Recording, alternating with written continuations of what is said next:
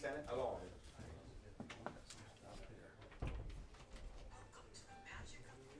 Hi, Craig. What are you doing?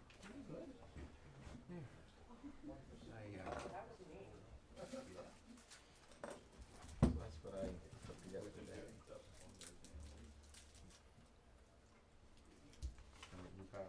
This is from. Yeah, this is Oh, there, travelers. So I'll go through that when we get to.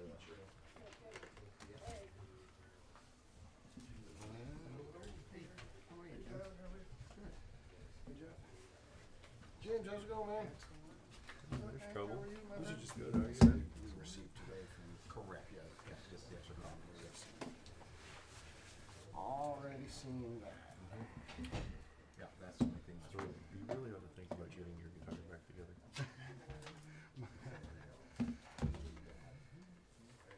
Whoa. Looks like I should have showed up a little early so I could handle it with that. He's coming. Yeah, he's here from the said he would. Kind of mood he's in this week. As well as my house. Yeah, it was fun. I should speak. Who was that, Jim? What? So it's Should I pretty speak much louder? Oh, yeah, well, we weren't, electric. yeah, well, we weren't ready to have them down. Yeah, we were just kicking around doing 8-bar and 12-bar blues. Yeah, well, we- jamming with yeah, the we big go. band. We can sing. That's a good name. I mean, that's all you really need. Karaoke. To all the girls I've loved before. Well, we actually kicked out Hey Joe, Jimi Hendrix. That sounds really Don't good. quit your day job. No. It's recording, he's in there. Oh, shoot. Yeah. Hey, you know the mics are on, right? Yeah, All right. yeah. Okay. We're Well, testing. we're gonna have to filter this before we show it to anybody. Oh, no. No, we just have to run like No. like they do on TV, like what, a 5-second delay or Sometimes something. yeah, I yeah. even say bad words and everything. Yeah. Yeah.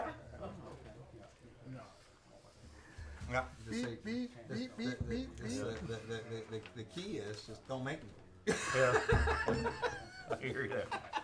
I hear you. Oh, shoot. Bunch of jokers. So, what we got? That's just a free service that I have, my friend. What do we got here? Okay. I think if I read one of these, I read 100 of these. It might be right exactly on this. No, absolutely. I think I respect for that. No, he just came in.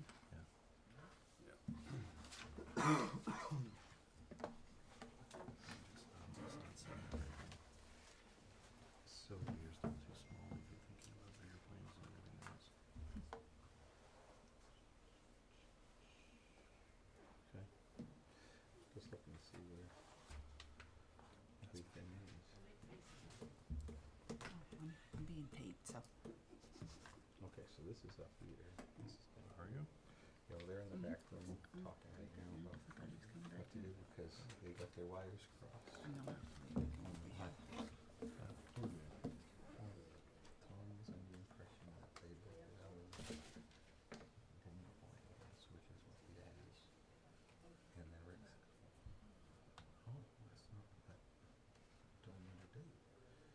So Rick's in there explaining to them what he wrote.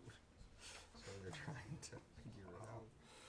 And so they were under the impression that it was all set, but it's not kind of. Really? But anyway, they'll figure it out. They know what they want, and they don't disagree with what they want. It's just not what they wrote. Okay. This is what Rick sent us Right. last week. Oh, yes, I am on there. Right. I'm just behind because my hands are itching. They did, so they were under a different impression. Nice. So, yeah, so it's just. I thought he was coming back in. So,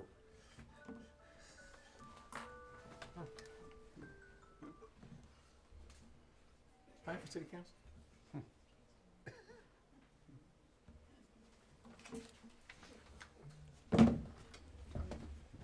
So we apologize for we were in agreement with what was needing trying to be done, so that they kind of can, I guess that's not what they wrote for a final version.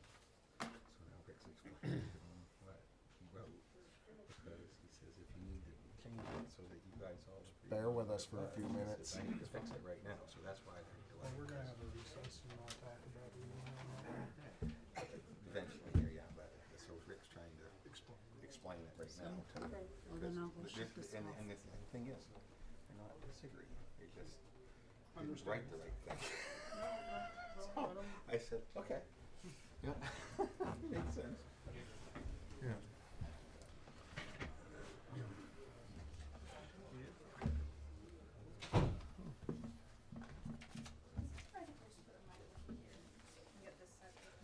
Only you.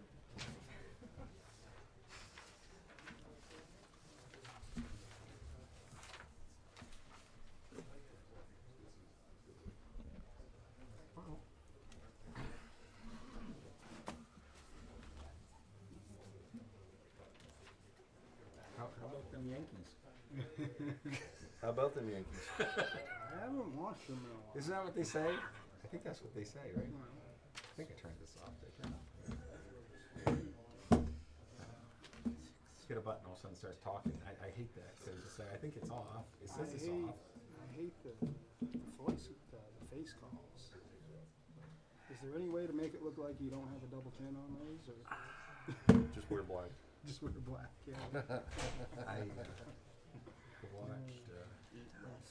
I watched a Golden Girls clip tonight, and they said, don't ever look down at anything because your face all sags. And they said, oh no, that's it. She goes, oh my God, it does. And so then she says, wait a minute. Oh, I look great like this. That's what I'm It's saying. really hard to answer the door like that. Yeah, that's what I'm saying.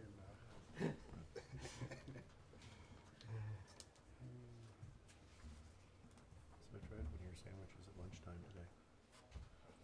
I'm not a fan. We can do like the Walmart thing. We could all stand up and do our exercises and. I happened to be in there and I looked at the menu and they said Yeah. Doug's special. I'm like, how well can he cook? I gotta figure this out.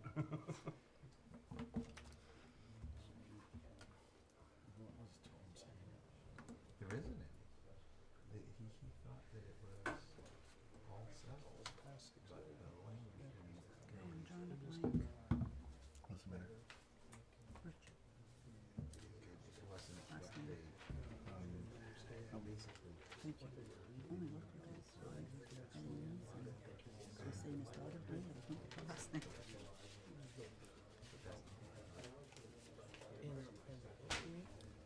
So I said, so on this, he thought there was another version that says that the instructors at right here, okay? So it said new director, but up here they thought that they precluded it except for city council, but it doesn't say that. So he was okay with that, but it just didn't get put into.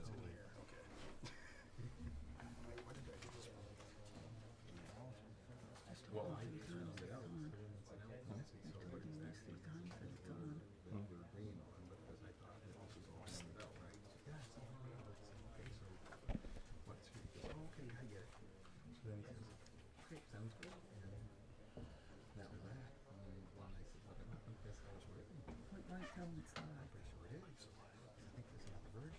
So he just said, yeah, that's what's okay. And he's like, oh, so it's okay.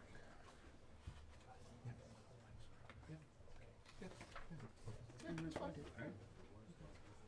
Being Okay. recorded right now. Okay. Yeah, it's just in this room. Yeah. No, it's not. What's that? It's not, because I thought Kevin was coming back. Oh, you got the TV on? Yeah. Oh, yeah, well, we won't be ready for that for a bit. But I can't shut it off or it's gonna mess it up. Oh. Because I was gonna go do that. Oh yeah, don't make the mistake I did. Well, I just did that. Yeah, we're all I turned it on and too early.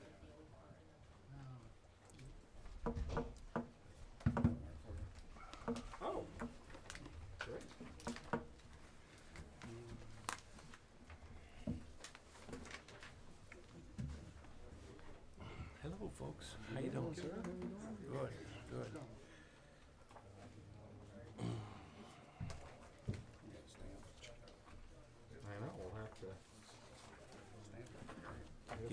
stuff in a row here a little bit.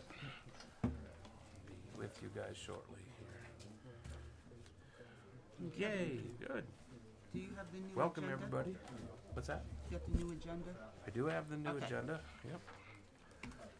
We'll start with that. Pulled.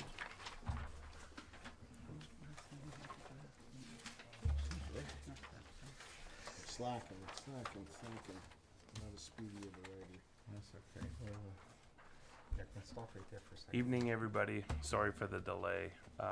Welcome to the Presque City Council meeting of March 6th, 2024. We have 7 of 7 councilors present, so we have a quorum. Please join me in the Pledge of Allegiance. I pledge allegiance to the flag of the United States of America and to the republic for which it stands, one nation, under God, indivisible, with liberty and justice for all.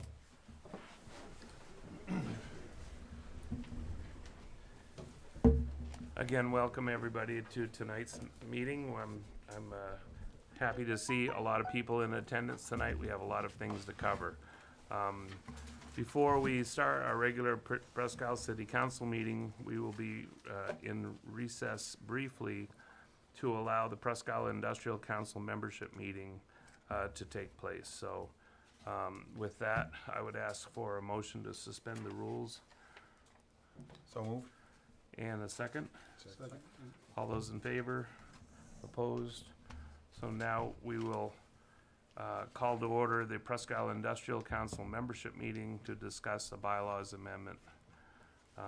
So this is briefly what we did on February 6th. We have an agenda in front of us that you guys can find that in your pile of stuff here. The previous special membership meeting was held on February 6th to discuss a bylaw change. Excuse me. It says, my calendar says we're having a meeting. Yes, that's correct. Thanks for the reminder. Shut that off, right? All right. On February 6th, we held a bylaws meeting and we voted to amend the bylaws, which was let me see. It was passed by a majority of 62.5%. Upon further review after the meeting, it was discovered that we need a 66% vote to adopt the amended bylaws. So we are going to attempt to try to do that this evening. And so first is a review of the current bylaws and discussion. So would any counselor, so the membership is composed, just so everybody knows, of the 7 counselors present, the city manager, and the Presque Industrial Council executive director, and they're all here in the room this evening. So any of them can discuss and or vote. So anybody like to start with where we're at? Greg, you got your hand up? No, just, I know that we had a couple of questions I asked of the executive director ahead of time, and I didn't know if you folks had any clarification to that Okay. question. Tom, you want to come on in and talk about a proposal? I'll come up to the front, I'll do that. That'd be awesome. We can't hear you on TV when you're over Thank there. you, Tom. So as Mr. Freeman says, that we've had some discussions, and I believe a lot of our discussions were based around making sure everything was fair and conflict of interest piece was being viewed as properly. It's all a verbiage thing, and I believe that we may have settled out. We asked counsel for some advice, in this case Attorney Currier, and he had 3 or 4 options for us. One was to strike certain words out of the existing bylaws, and one was to remove a whole section in there, a paragraph, which actually kind of dissected it deeper than what we thought. After speaking with them, I I would believe that it's probably not a bad idea to strike that language that had been inserted in and go back to the original bylaws. If everybody is all right with that, I can see that as being a good way to be in the middle, I would say. So that's where I would be at this moment. Thank you, sir. Rick, you want to come on up and walk us through what we're proposing to change? And I'm going to ask you guys, you've got a copy of the bylaws, and I'm going to ask you to probably look at page 3 of that. What I had suggested was, as a first step, to readopt all the amendments with the exception of that one in Article 9 as a first step. And you need a 2/3 vote to do that. Most of those were housekeeping, but it also added the conflict of interest provisions in Article 16, which was designed to address some of the concerns that had been raised. Were you referring to 9 or Article 8? Article 8. It's previously 8. It is 9. It would be the new Article 9, Okay. okay? And then separately address that provision in what is going to be Article 9, dealing with directors being owners or lessees. Now, the pre-2022 amendment had no such provision, but there were also no conflict of interest provisions either. So you've addressed that, and as Tom suggested, sort of met in the middle on it. So my advice would be discuss that provision, make a decision whether it applies to all directors, at-large directors, or take it out altogether. The consensus I'm sensing is taking it out and going back to the pre-2022 provision regarding directors. But all the other amendments that you passed were agreed to. There's no discussion about those, so those should certainly be taken care of as the first piece of business.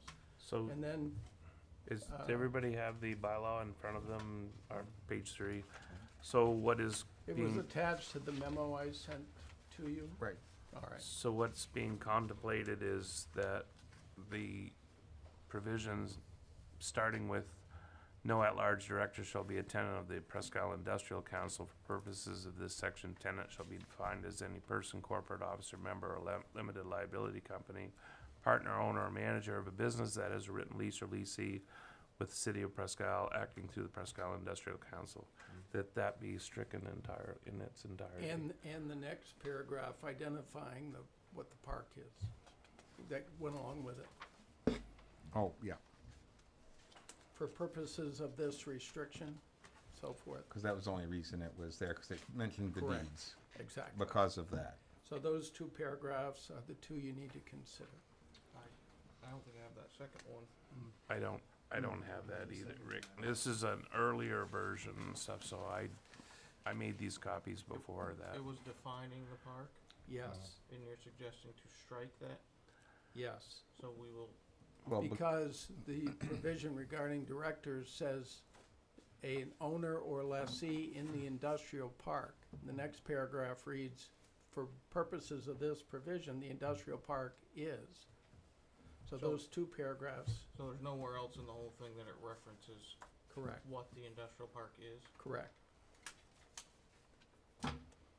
I mean, you can leave it in, it doesn't hurt anything, but it's tied to that previous paragraph.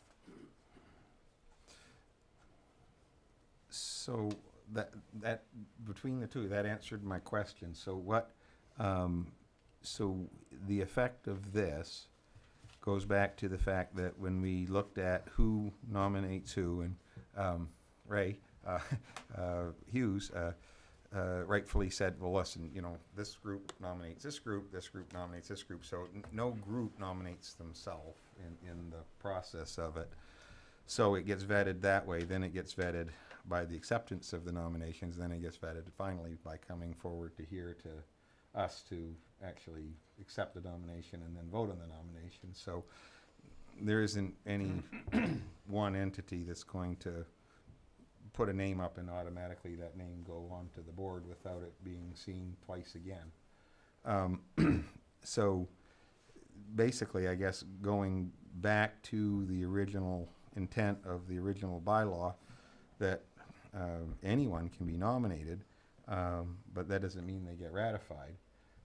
But now we have that full slate of information about what is a conflict of interest and the duty under the conflict of interest, and then the duty of other officers to bring forward the conflict of interest if it isn't brought up by the members, so that we now have a great deal of oversight that was never there before.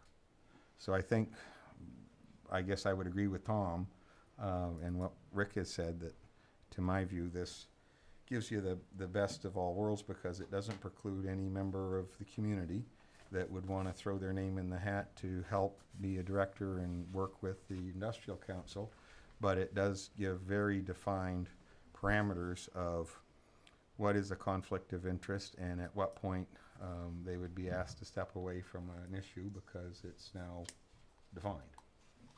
So my motion would be to strike that language completely and allow the different parts of the Presque Industrial Council to nominate people that, as they see fit, to be vetted by the process. So I think I appreciate and I'd like to thank publicly the executive director for suggesting this change, and I think this is an opportunity to move this process forward. I think that it does most of the things that we're trying to do on from the city council point of view, as well as the industrial council, and continuing the success of that organization moving forward. So I would endorse this the striking of this paragraph. Anybody else have anything to discuss? Would anybody like to make a motion? We have to amend the bylaws. You have to ratify the amendments from February as to all the other articles as well, by Yep. a 2/3 vote. Yep. Okay. So I guess in the interest of moving along the process, I'll make a motion that we ratify all of the language cleanup changes that our attorney put together for us, as well as updating other parts of the document that didn't necessarily identify people in the correct manner. And I believe one of the things was to add a clerk to the document, because we did not have that for process of documents. And finally, to add in all of the conflict of interest language that defines the duties of directors from any organization as they be a member of the organization. Okay.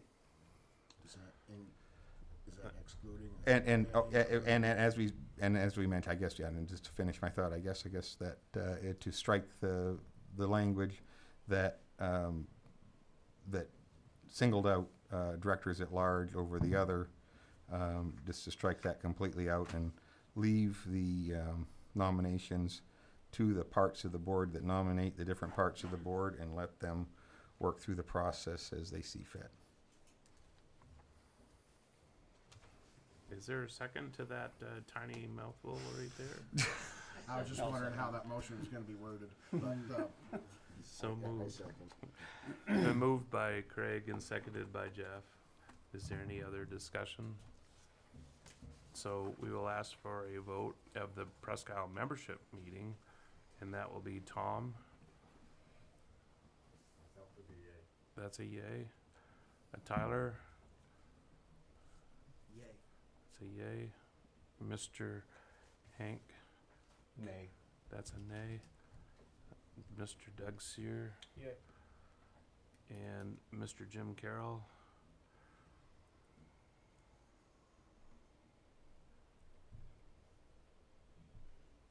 Yes, that's the will of the both councils. And Mr. Jeff Willett? Yes. Mr. Craig Green? Yes? Mr. Gary Nelson? Yes. And the chair votes yes also. So that passes very easily over the 2/3 vote. So thank you very much for that and for the collaboration. I think that this is a good sign to move forward with. The Presque Membership Committee now needs to address the resignations of 2 board members. I have in writing Mr. Frank Bemis, an at-large director, and Mr. Derek Smith, a Chamber of Commerce director, who submitted resignations several weeks ago. And since we vote them in, we have to vote on their resignations as well. So I'd entertain a motion to accept those resignations. Second. Gary, you're motioning? Second. No, need a first. Okay. So I'd regretfully accept their their resignations as they presented them to us. So it's been seconded by Gary. Is there any discussion? All those in favor? All those opposed? Okay. That passes. Sure. Yeah. So what we will do at this point is to vote on nominations. What we'll do at this point, let me see here, I'm gonna make sure my notes are correct.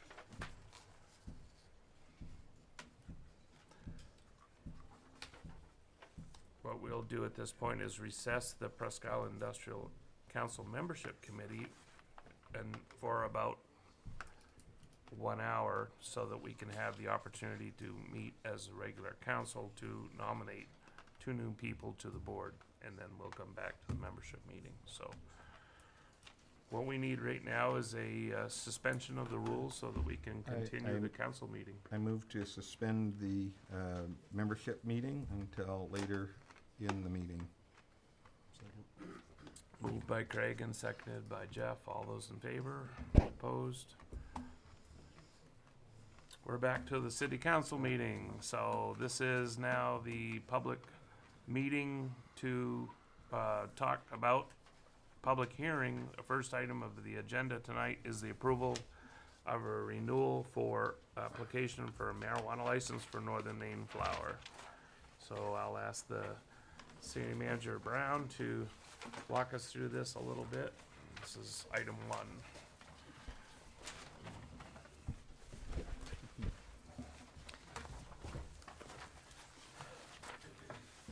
Welcome, city manager. Your first city council meeting. Thank you, thank you. Good evening, council. This is for the renewal of Northern Maine Flower. Essentially, we are voting to renew their retail license. Great, thank you. Is there anybody from the public that would like to comment on the public hearing or on behalf of Northern Maine Flower? Is there anybody here from the business who would like to comment? Nobody for the public hearing? Seeing none, we'll close the public hearing and ask city council for a vote. Mr. Chairman, I make a motion to approve a renewal for a marijuana license for Northern Maine Flower with a location at 540 Main Street. Thank you. Is there a second? I'll second that. It's been moved by Jeff, seconded by Kevin. Is there any discussion on the license renewal? All those in favor? All those opposed? Passes. Unanimous, thank you. The next item of business is citizen comment section. This is the opportunity for people to come on up and address city council for anything that's on their mind. They must be from the city of Presque, so please come on up to the podium. Tell us your name, where you live.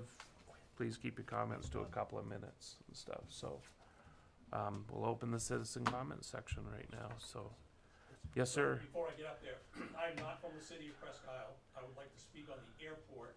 So I am a member, I live in Santa Gata. So if you Come on up. Come on up. This will be probably the only opportunity that people are going to have to talk about the airport thing tonight. So, welcome, sir. Thank you. Thanks for letting me speak. So, my name is Jeff Fournier. I live at number 20 Luke's Lane in Santa Gata. And I'd like to just have a few comments on the airport. I'm pretty familiar with the airport here. I've been flying out of here since it was Northeast Yellowbird, and I'm old enough to know that we used to have a lunch counter at the airport. That's how old I am. So for those, most of you in the crowd aren't that old.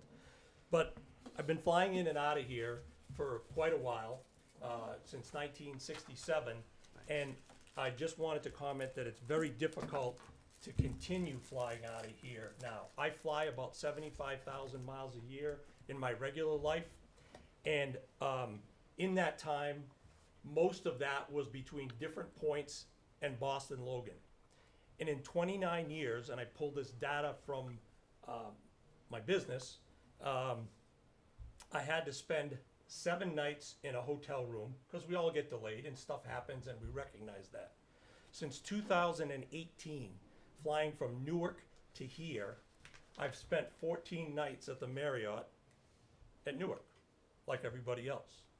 And I would just urge the council to consider one of the other airlines that's there, because I can tell you as a frequent flyer, no traveler tells their travel agent, hey, send me through Newark. I want to do that to myself.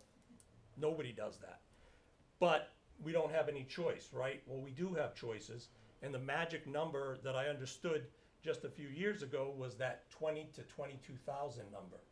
Well, we're kind of hit that. That's a great thing. That's good. But as I understand, and please correct me if I'm wrong, the numbers today from studies that the city has done is about 130 to 150,000 person market if we draw a circle. If somebody could yell out if that's correct or not. That's the information that I have.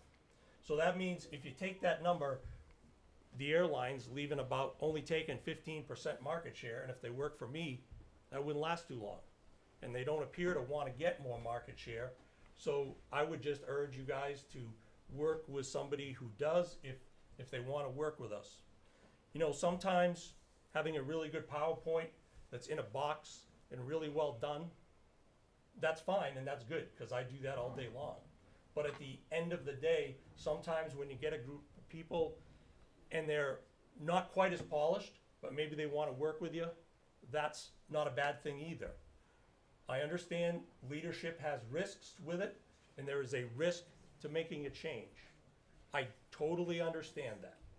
But if we don't change and we don't take a little bit of risk, we're going to be in the same spot. Just a few personal comments. I have sat at Newark with families from the county numerous times with parents who have saved, take their kids, take their family on a vacation to Wally World, and come back and sit in an airport for 2 or 3 days. And I've seen on more than one occasion, mom turn to dad or dad turn to mom. We're out of money. We've been sitting here for 2 days. So I run a business, just like many of you do. When I go to Newark, I get a cheeseburger, fries, a soda water, and sometimes a beer. That's $86. So for people from the county, I don't always think it's advantageous to go to Newark because it's a very expensive airport, and if you get stuck there, it's near impossible to get out. And because it's in a major metropolitan area, which has some benefits to it, when you go to get a rental car, you usually can't get one. At least if you get to Logan, you're on the other side of the river, right? You can get home in a day, you can rent a car, you can take a train. But for people who don't travel a lot, I know how to get from Newark. My corporate office is in the 33rd floor of the World Trade Center.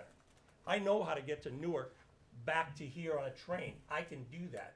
If you haven't done that, first of all, if you've got a family and some kids, that's not an easy process. So you're stuck there, okay? I'm leaving on business this weekend. I've always got to leave a day early because the odds are I'm not going to get out on time. So I understand leadership has risks to it. I totally understand that. But sometimes taking risks in the long term with a long view really would help the people of the county. And I just can't for the life of me understand a business that leaves that much business on the table. That makes no sense to me. So they take the government cheese, as I call it, they're taking the benefit because it's a subsidized airport, and now they've got their ridership up, which is great. But now what are they doing to get back and build that business so the people have air service in and out of here and business can come here? Because you can't plan and your life schedule can't be, I'm going to Presque, Maine. I'm not going to the Antarctic, although it may feel that way sometimes. So I would just urge you to give some consideration. It's hard, it's easy to do the same thing every day, but it's harder to make a change. Thank you very much. Welcome. Thank you very much. Would there be any other citizen comments for tonight? Yes, this is still working. Yes, sir. Welcome. How are you? I'm Rob Ottaviano. I live in 70 Story Street in Washburn. I'd also like to address the Essential Air Service contract bid. I work in the hospitality field. I've done that for the entirety of my career. So often when things go well, excellence isn't recognized. People tend to look at the negatives, and that's really what the public hears and what is usually the loudest bell that's rung. I've had several experiences with United that I think qualify as exceptional customer service. Recently, in November, my girlfriend and I, who lives in Madawaska, we flew to Milan, Italy. Just the thought of waking up at my home in Washburn and then the following morning waking up in Milan, Italy, leaving from Presque is just an incredible opportunity for us. I mean, I remember the Colgan Airline days, the Penn Air days, where I would spend $500 on a round trip just to get to Logan. We flew for $515 each to Milan. So I think that's just great. On the return trip, we were able to be into Newark early, and we wanted to catch the afternoon flight back, which we didn't think we were going to make. We were put on that flight at the gate by somebody from United, which was great because it alleviated a 7-hour layover in Newark.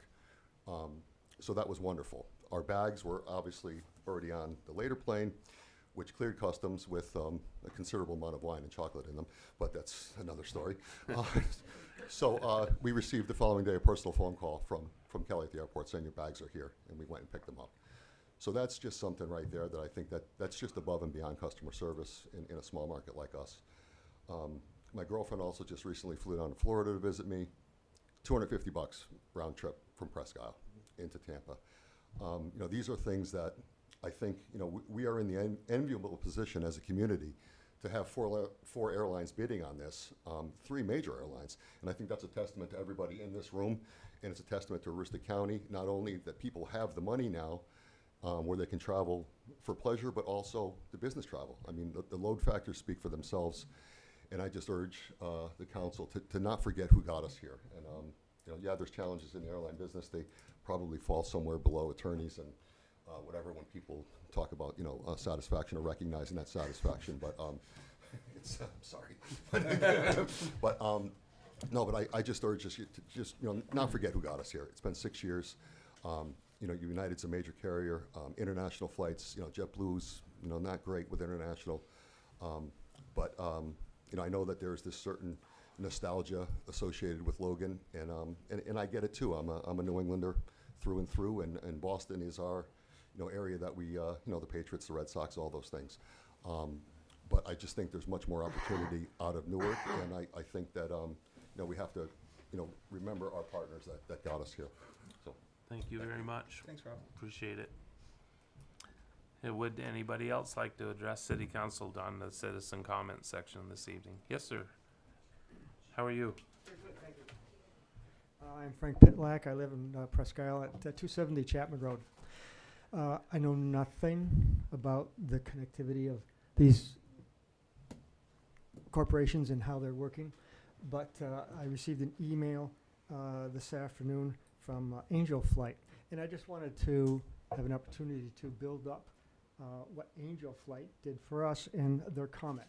I have no idea what this means to the city, but they mention here JetBlue Airlines has proposed a service that provides daily nonstop. Da-da-da-da-da. We believe this plan would bring significant improvements. Da-da. It goes on. And the email just asked me if I can come to the meeting and say something. So all I've got to say is what Angel Flight meant to my wife and I. She had a tumor in her eye. We had to go to Boston a number of times over the years. Angel Flight was right there. And I'm here to say that they do an excellent job. Whether they can do it with United or JetBlue, I don't understand any of that. But the pilot came up, his own plane, his own gas, took us to Boston, took us into the terminal, did not leave until we were there with the ground transportation to the clinic in Tufts. And in fact, I left my phone in her car, not knowing where it was. I just I dialed the number. It rang in the car, and she was on the interstate.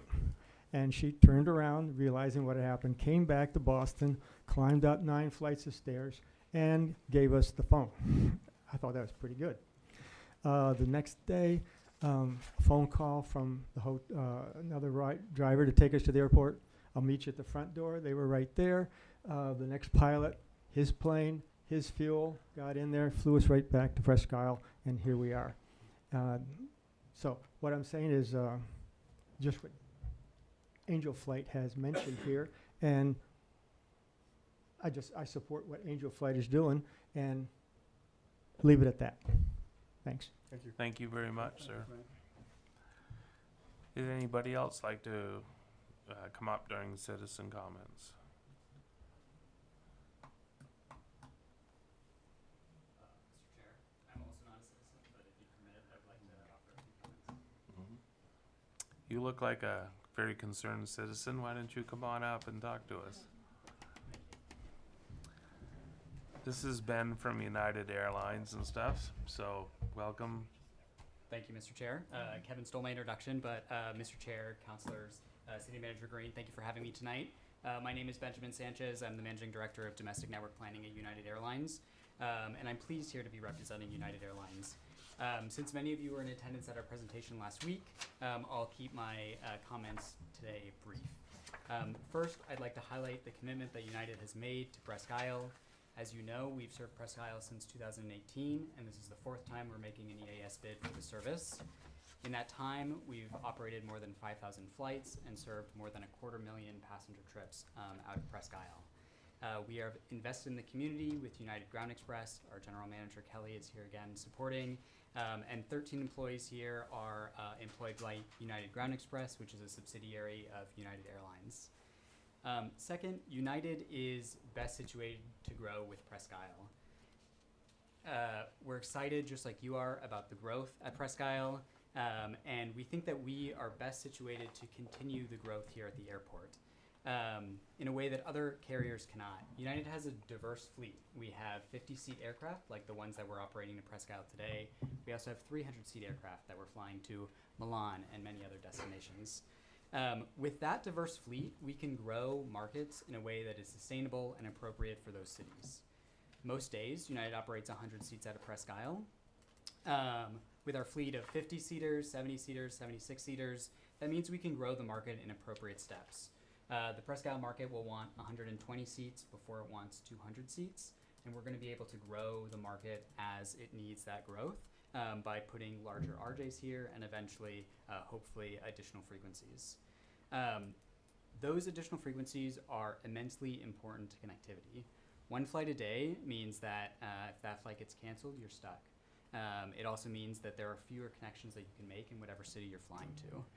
2 flights a day increases that connectivity exponentially, and additional flights exponentially beyond that. Finally, I want you to know that we're listening. At United, we endeavor to partner with all of our communities, and being here last week as well as tonight, I've already heard great comments from the community. We've taken those back to our team already, and we continue to work on ways that we can improve service here at Presque Isle. One example of that is we've heard from the community that the single flights on Saturday and Sunday are not preferred. That's something that's currently required by our EAS bid, but we're already working with the DOT to allow us to operate those single daily services during the week on lower demand days and ensure that we're getting the right service here on the right days. We've also heard a lot from our local operations here about the types of communities you're serving and how we can make sure that we're serving both passengers here in the Presque community as well as into Canada. With that, I just wanted to say thank you again for your time, and I appreciate being here. Thank you. Thank you, Ben. Is there anybody else that would like to address the city council during the citizen comment section tonight? Seeing none, we'll close the citizen comment section and move to the consent agenda, which will be item 2. The consent agenda consists as approving the minutes from January 24th, 2024 and February 7th, 2024. Approve the 2024 warrant number 3, 4, 5, and 6, and 7, totaling $2,564,207.36. Approve the appointment of Nicholas Violet to the Zoning Board of Appeals. Approve the construction of an over-limit permit. And item 6, to approve the application for a utility location permit on Ryan Street. It's the pleasure of the council if you want to take these separately or together or in part. So, what's your Do it all together. what's that? So you think we can do it right together? You want to do them all together? So it's been moved by Gary. Is there a second? To approve all, by Doug, thank you. To approve all the consent agenda as one item. Is there a discussion? I would just incidentally say that Nicholas Violet would be a very nice addition to the Zoning Board of Appeals, and I appreciate him volunteering for that position. So thank you, Nick. Looking forward to working with you. Anybody else have any other comments? Seeing none, we'll ask for a vote for the consent agenda as one item. All those in favor? All those opposed? Unanimous. Thank you very much. Old business. This will be the nomination of 2 councilors to the Presque Industrial Council Board. So we currently don't have any nominations currently in front of us, so we would ask council to nominate 2 members.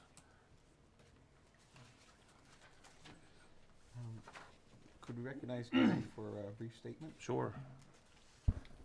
Mr. Nelson, sir. Yes, okay, so dear council, Manager Brown, Directors Powers, and the board members. When I expressed my desire to sit on the Presque Industrial Council, it was for no other reason than to give back to the organization and to help others. You may or may not know that my family and I have purchased 2 of the large Stark missile hangars up on Industrial Park, and we continue to grow our business there, which is Aroostook Trusses. We've invested a vast amount of money into the community, and we employ usually between 50 and 60 people in our operation. This success is largely due to the cooperation of the Presque Industrial Council and the city that has made this possible for us to be able to do. And we sure appreciate it. We were approached by a bunch of other different areas like Bangor and so on and so forth to move our business down there, but we decided that it would be better if we kept it right up here. And I'm very sorry that this whole situation grew into a distraction of what the intent really was. And for this reason, I'm removing my name from consideration to be a Presque Industrial Council board member at this time. I will use my efforts here at the City Council to support the activities of the industrial park, which I am firmly committed to, and other developments in the city. Thank you. Thank you, sir. Thank you, Gary. Does anybody who wish to volunteer as one of the 2 or would place another name in nomination? So we'll accept nominations at this point. Can I nominate somebody? Certainly. Yep. Yeah, I'd like to nominate Jeff Willett for one and Kevin Freeman for the other. What say you, Jeff? Yes? Yep. I say yes. Is there any other people that would like to be on the Industrial Council? Seeing none, we'll ask for a motion to close the nominations. I move we close the nominations. And seconded, all those in favor of closing the nominations, unanimous. There's 2 votes, so it's by unanimous consent. You would vote to appoint Kevin and Jeff Willett to the Presque Industrial Council for a period of a 3-year term or until their term on City Council lapses. All those in favor? Opposed? Thank you very much. Item 8 is the 2024 goals review. So this is something that we do annually, and we've held a workshop a few weeks ago. It was a very productive workshop. I'm very appreciative of the city staff and the councilors that were there during goal reviews. They come up with a number of really cool items to look at for next year, and I'll let the city manager talk us through that a little bit. So, thank you. Thank you, Mr. Chair. Yes, we did have a great opportunity to work through our goals for the rest of the year and into early 2025. Essentially, what we've done is, and the goals are available for those in the audience as well on the table as you come in. Essentially, what we've done is defined 5 pillars: county, community, team, tourism, and development, areas in which our department heads as well as our team members will focus on. Within those goals, or within those pillars, we do have individual goals that will enrich and define our community. It will ensure that we are working towards growth and development, and will ensure that we are working harmoniously together to serve the community and hear the community and their concerns. So very proud of the goals put forward. I'm not going to go through each one of them in the interest of time, but you will see them not only around town, but around City Hall as well. And this is our guide map for the future. So, thank you. Any further comments from council? The only thing I would say is I thought we held a very productive meeting. We had all of our city staff, heads of all the departments, and anyone that wanted to participate. And I think the meeting was very well received. We had a lot of great comments, and it's funny how many of them dovetail into each other, so that they're very doable, because they go across many different departments and areas of the city. So I think it's a great list, and I think we're already on track for many of them to be successful. So. Okay. Any other comments? Yeah, I echo Jeff. Craig's comments. That was I believe a productive meeting. So a lot of nice ideas kicked around, and looks like a positive direction for our community to be heading here with what everybody's got in mind for what they'd like to see. I think it's great. So this becomes somewhat of a roadmap for us to look at from month to month, and so every quarter or so we kind of chip into this and go, hey, how are we doing on these things? So I'm sure we can look forward to future reviews and updates and stuff. So thank you very much for that. And again, this doesn't happen without the unity of all of our staff and our team here at Presque. All of the leadership here and all of the employees really have a big hand in this. So looking forward to seeing this progress. So thank you very much for that update. Next item on in old business is number 9, which is coming right upon us. This is the 2024 solar eclipse update happening on April 8th. So Kim, if you'd like to come on up and give us an update on this. I'm sure it's not canceled or anything like no other things are right now. But. Good evening, Council. Kim Smith, Resource Development and Public Information Officer. Just wanted to give you a brief update of what's going on with the eclipse. As Kevin said, we're about a month out now. And I believe I mentioned to you last time that I gave you an update that Great American Eclipse has updated their numbers as to how many are expected to come to the state of Maine for the eclipse. This is the little map that they do that shows you roughly how many they think are coming, and they have up or downgraded us actually They're now saying that we can expect 5,000 to 20,000 to the area. Most of that is expected in the western part of the state, not on the eastern part of the state. However, we do think that our audience is downstate and the Canadian market. And because of that, we have received a grant from the Maine Office of Tourism. With that grant, we are putting print ads in the Portland Sunday Telegram, then the Bangor Daily News, as well as on their digital channels. We've also done the postcards, which you all have received a copy of previously, and the Star Herald is doing an insert in their paper for the eclipse as well to bring some local attention to that. That tourism grant is also paying for radio advertisement, and that is to reach our Canadian audience.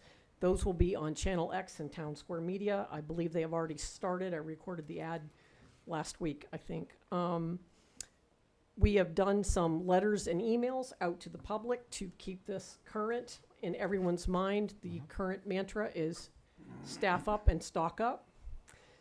We've sent letters out to area businesses and members of the chamber twice, and we've also sent letters to those businesses with digital signs around the community asking them to welcome our eclipse viewers from away. The City of Presque Isle does have a solar eclipse website, and I've given each one of you our event poster. The website is listed at the bottom. There's also a QR code there that will take you directly to that site. We are doing interviews. We have done one with the Bangor Daily News and have one coming up with the New York Times.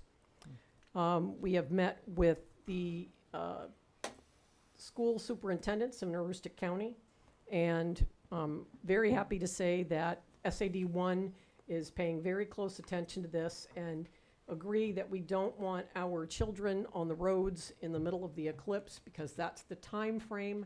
The eclipse starts at 2:20 in the afternoon. It reaches totality at 3:33 and ends at around 4:40. Which would be around the same time that our schools are dismissed and kids would normally be on the road.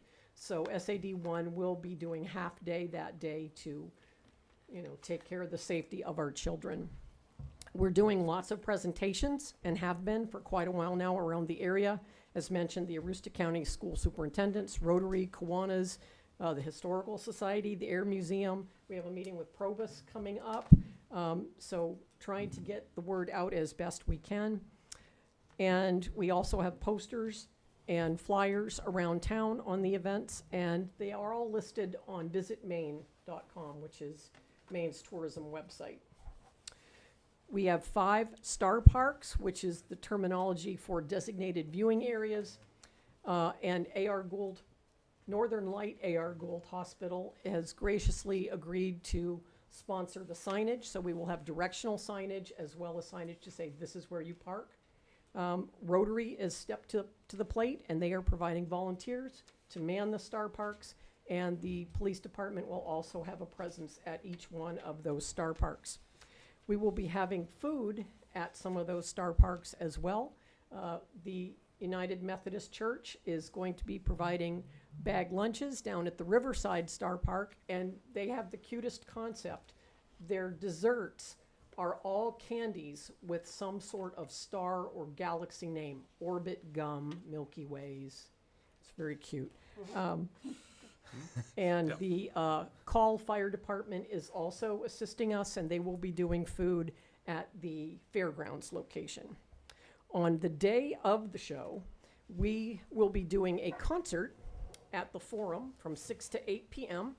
And the band is Marionette. If you're unfamiliar with them, if any of you know Shelby Pelletier from the Common Gallery, that's one of her bands. And they're primarily a dance band, and they're helping us promote that as well. The band is being paid for by the sale of eclipse glasses, which we are selling.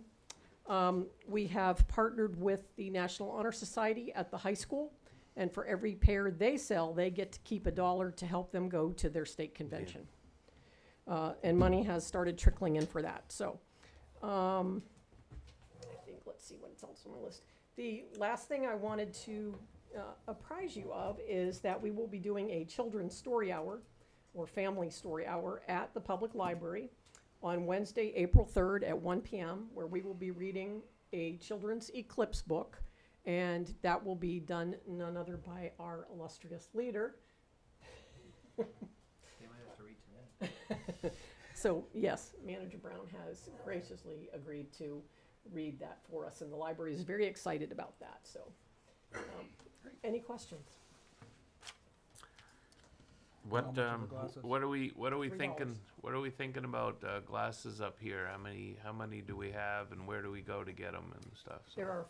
We had 5,250 glasses. I had 250 in my office, so I still have some here if anybody wants to purchase them. And the rest, the National Honor Society has done a Google form, and you fill that out online, reserve the glasses, go up to the high school and pick them up. They are $3 a piece. Great. Any other questions for Kim on the eclipse? Thank you, Kim. Thank you. Thank you. Great effort. Thank you very much for doing that. I pray for clear weather. Yes, don't we all? Without a doubt. Item 10 on the old business is the update on Central Drive streetlights. This is something we started several months ago. Try to improve the lighting on one of our darkest streets in Presque, and we've got several others to do after this, so we're picking them off one at a time. So I'll ask the city manager and possibly Dana to discuss this a little bit. So go ahead, gentlemen. Thank you. Dana or Harley, do you want to come up, talk about it? Thank you. I will just say first and foremost, thank you to our Public Works team. Thank you to Dana for working on this project. Very important to ensure that we have our streets lit up accordingly. So thank you for the collaboration on this. Absolutely. Good evening, Mr. Chairman and Council. At your last meeting, we discussed possibility of installing streetlights on Central Drive, which is one of the major arteries to the industrial park. And we looked at two options. One was Versant Power. The conclusion of the meeting was to check with Versant Power and LaJoy Electric to see if their original quotes are still good. So I did that. Versant Power basically reiterated that they would install wood poles and aerial wire for a price of not to exceed $41,000. That's verbal. And again, as I mentioned last time, if we want something in writing, we'll have to put 10% down. Although the engineer told me that they might be willing to do it for less than 10%, maybe $2,000 to $3,000 that they would do it. And again, Versant Power would own the poles, own the wire, the masts, the lights, pay for the insurance, maintain them, repair them, replace them as needed. And we have many poles, roughly 750 in the city, that we're doing that process with Versant Power. The other option was LaJoy Electric. He is our contractor for taking care of street lights and traffic signals. And we had one meeting on site, and then we had a meeting up in the airport conference room with some city staff. Tom Powers, Harley Carmichael, Scott Wardwell, all here tonight, plus Ross McQuaid from the Utilities District, because in the area of Central Drive, if we put our poles on the north side of the street, which is where the sidewalk is, there's a water main in the same area. So that was an issue. And also our chair, Kevin, was in attendance. So there's a two-step process working with the airport and the FAA. We needed latitude, longitude for where these poles might go, plus elevations. So I did some work with GIS, gave the information to Scott, and he submitted. And the result was we'd have to submit formal application for each location of each pole. The water main was located by the Utilities District, and as you look at the sidewalk, the water main is about 1 to 2 feet beyond the outside of the sidewalk, which is almost exactly where we'd want to put the poles. So basically, if we go on the north side, where the sidewalk is, we'd have to put the poles another roughly 6 feet beyond the sidewalk. So we had a rather lengthy meeting. Lots of discussion, but toward the end, these were the conclusions. One was that we should consider putting the lights on the south side of the street and not get into any conflicts with the water main on the north side. And also, if you put poles on the north side and on the sidewalk side and went underground, FW Webb would not be too happy with this because they have 2 driveways there that would have to be excavated for underground wire. If we put power on the south side, away from the sidewalk, we could feed from 2 directions across under State Street, or sometimes called Loop Road. So we wouldn't have to excavate State Street to do that. Definitely got hit up on this a couple of times. The dog park is there and being improved all the time. And there's a lot of interest to have power on the south side of the street, that whether it's aerial or underground, that we could feed the dog park from that power line. We also had discussion about the city's procurement policy. So because of the magnitude, if we go underground with aluminum poles, it's in the neighborhood of $100,000. And in accordance with the city's procurement policy, that amount of money should be a bid project. So Mr. LaJoy said that he would advise us if you know, we could use him as a consultant, but he would still like to be able to bid the job. So we didn't see any conflict with that. What's the procurement dollar limit roughly? So there's 3 different parts, but the part that applies here, over $20,000 requires specifications and public notice and public bid opening. So will Versant submit a bid? I mean, it's not like they're looking to drum up, putting up light poles everywhere. I think they would, because they're confident that they would be less than 41,000. Well, So- no matter what the dollar amount is, they're capable or willing to put a bid in. I think we could say they would. Okay. Yeah. So the conclusion, I guess, is if the city council wants to proceed with installing lights, street lights on Central, we need to develop a set of plans. State law says if it's 100,000 or more, requires a PE stamp, professional engineer stamp. I'm a PE, but my expertise is not electrical. So we would have to hire an engineer to draw plans and do specifications and a bid package to do that. Unless we get it down below 100,000, right? Unless we were confident it was under 100,000. Yeah. Would Peter LaJoy be able to do that? He's not a professional He's not, engineer. okay. Yeah. Lastly, I guess, no matter which option you go with, we're gonna have to have exact locations of the poles, latitude, longitude, and elevations. Give those to Scott Wardwell. He'll submit to FAA. I think Scott, it's a 4-week turnaround for an answer. So they'll have to, each pole will have to be permitted. So I'll answer any questions you have. I'd like to. Go ahead. You go ahead. I'll go. I'd like to see the poles, for obvious reasons, on the south side of Central Drive, just for the ease of installation and not causing an inconvenience to the utilities district, FW Webb, whatnot. And on top of that, I think having the light poles placed on the south end of Central Drive, where the exact locations haven't been pinpointed yet, I think a couple decent locations would be in an area that would illuminate the section of where you're merging onto Parsons Street, which would hopefully also keep the basketball court illuminated, and then maybe another pole location up at the intersection of would be State Street and Central, which would also keep the westerly part of Peace Park illuminated as well.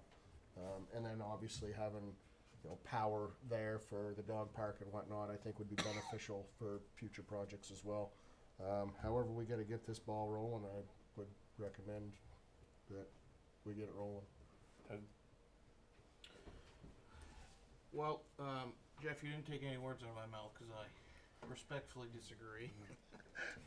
That's okay. I continue to struggle with why we are exploring these options of potentially spending 3 times as much looking at underground wires and aluminum poles that in addition we would be responsible for. In terms of placing them on the south or north side of the road, the intent of these poles is mainly for pedestrian traffic. Cars have headlights, so we don't need the poles for the cars. Pedestrian traffic is on the north side where the sidewalk is. Sounds like unfortunately the water line is there and you might have to move them back 6 feet. That would obviously be a much larger concern if you were excavating and putting power underground rather than drilling a hole for each pole. So these are 30, 40 feet in the air poles? Versant power would be 34 feet above ground. Okay. So for everyone here, just to imagine, a normal person lay down on the floor, 5-6 feet. That's how far back it would be from the sidewalk. At 30 or 40 feet in the air, do you think that really is going to affect anything? It's still going to illuminate just as much. They've got arms that go out 12, 15 feet. And again, it's for pedestrian traffic. I don't know what else to say there. And further, you could argue that you don't need to put this out to bid if you go with Versant, because it's not even remotely close in figures. You would guarantee you don't have to have a PE stamp. Okay, so that's where I'm at. So I was at the meeting, as you pointed out, and so we discussed this product, you know, and what the benefit would be being on the north side versus the south side. And our lighting expert, Mr. LaJoy, indicated that by slanting the light a little bit and stuff, that it would be more than enough broadcast from the south side of the street to illuminate the sidewalk the way we're trying to accomplish. Well, he wants a job too. So by illuminating it or tilting the light in that direction, it would be possible to tilt away from the flight paths of the aircraft, which was a bit of a concern, whether it's real or imagined. If we were on the north side of the street and we tilted the lights in the other direction, it might be a flight path situation for the aircraft. We're trying to develop a goal of putting like 60% of the lights over the sidewalks, maybe 40% over the street. So the emphasis being on the pedestrian traffic. What's not been brought up, and I'm still not sure, is MDOT may have a requirement about poles being a breakaway pole with the poles located at a certain amount proximity to the street, and wooden poles would not accomplish that. So that's why one of the reasons why we went completely towards the aluminum pole idea was because of the breakaways being on the south side. That's what I kind of remember from top line of the meeting and stuff. So Yeah, the breakaways, DOT requires that there's a certain, they call clear zone, which is about 22 feet from the center line.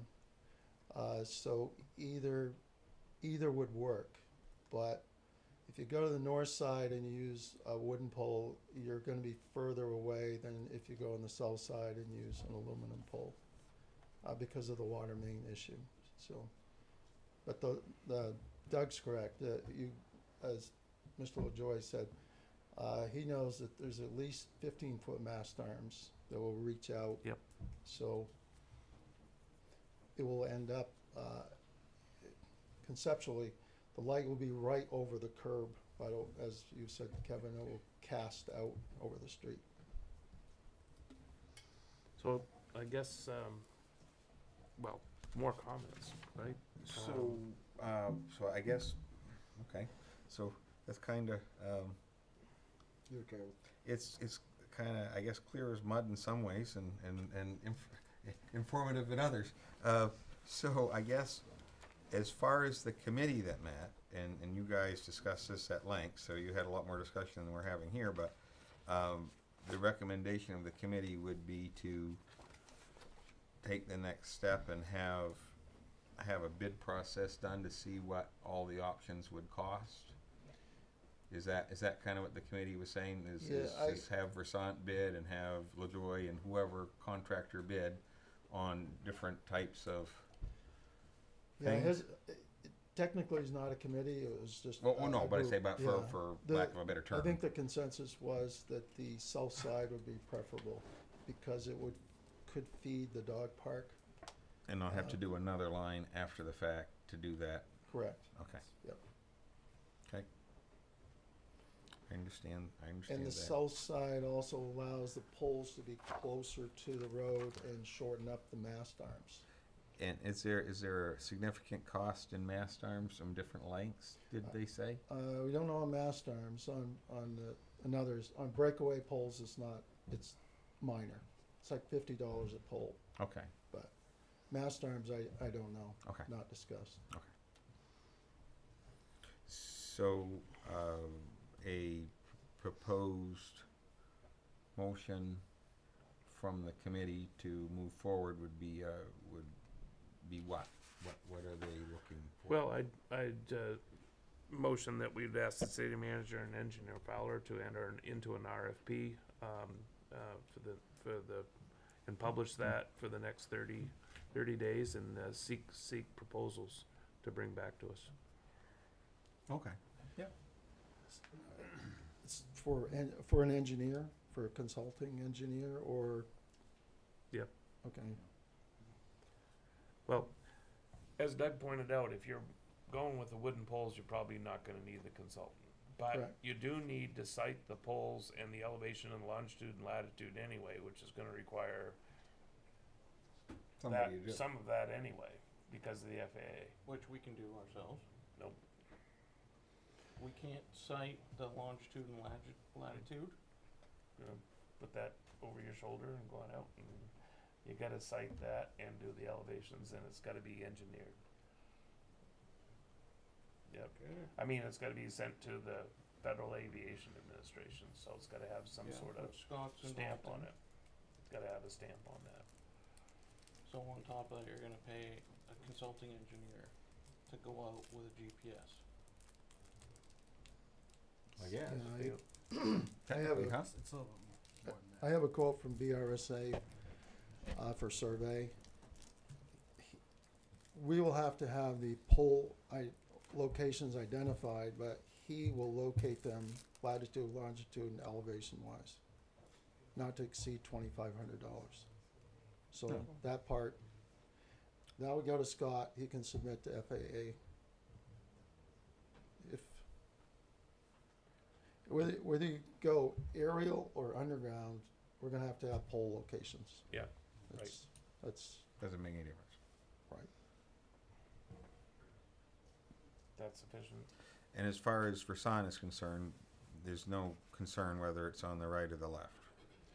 There is, actually. Okay. They provided me with a sketch, basically 8.5 by 11, but because of the way the railroad curves by, Mm-hmm. it gets fairly close to the street. Mm-hmm. So they're proposing, this is conceptual, Mhm. but they would start out on the south side of the street up to about where the dog park is, State Street, and then cross over to avoid the closeness of the railroad. So they'd actually be on both sides of the street. In their view, the Water main is really not a big deal. Okay. You know, they deal with that frequently. So, And they, okay. That would be all right. So would we wanna, see a proposal from the different vendors about where they would conceptualize that, and then once we accept one, then they go locate the poles after the fact? Is that?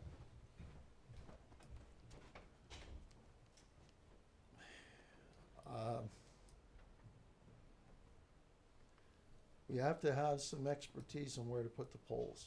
So I think LaJoy Electric can help us with that. Okay. Versant is willing to also help us with that. Okay. LaJoy's also made it clear he will do aerial too if we want, but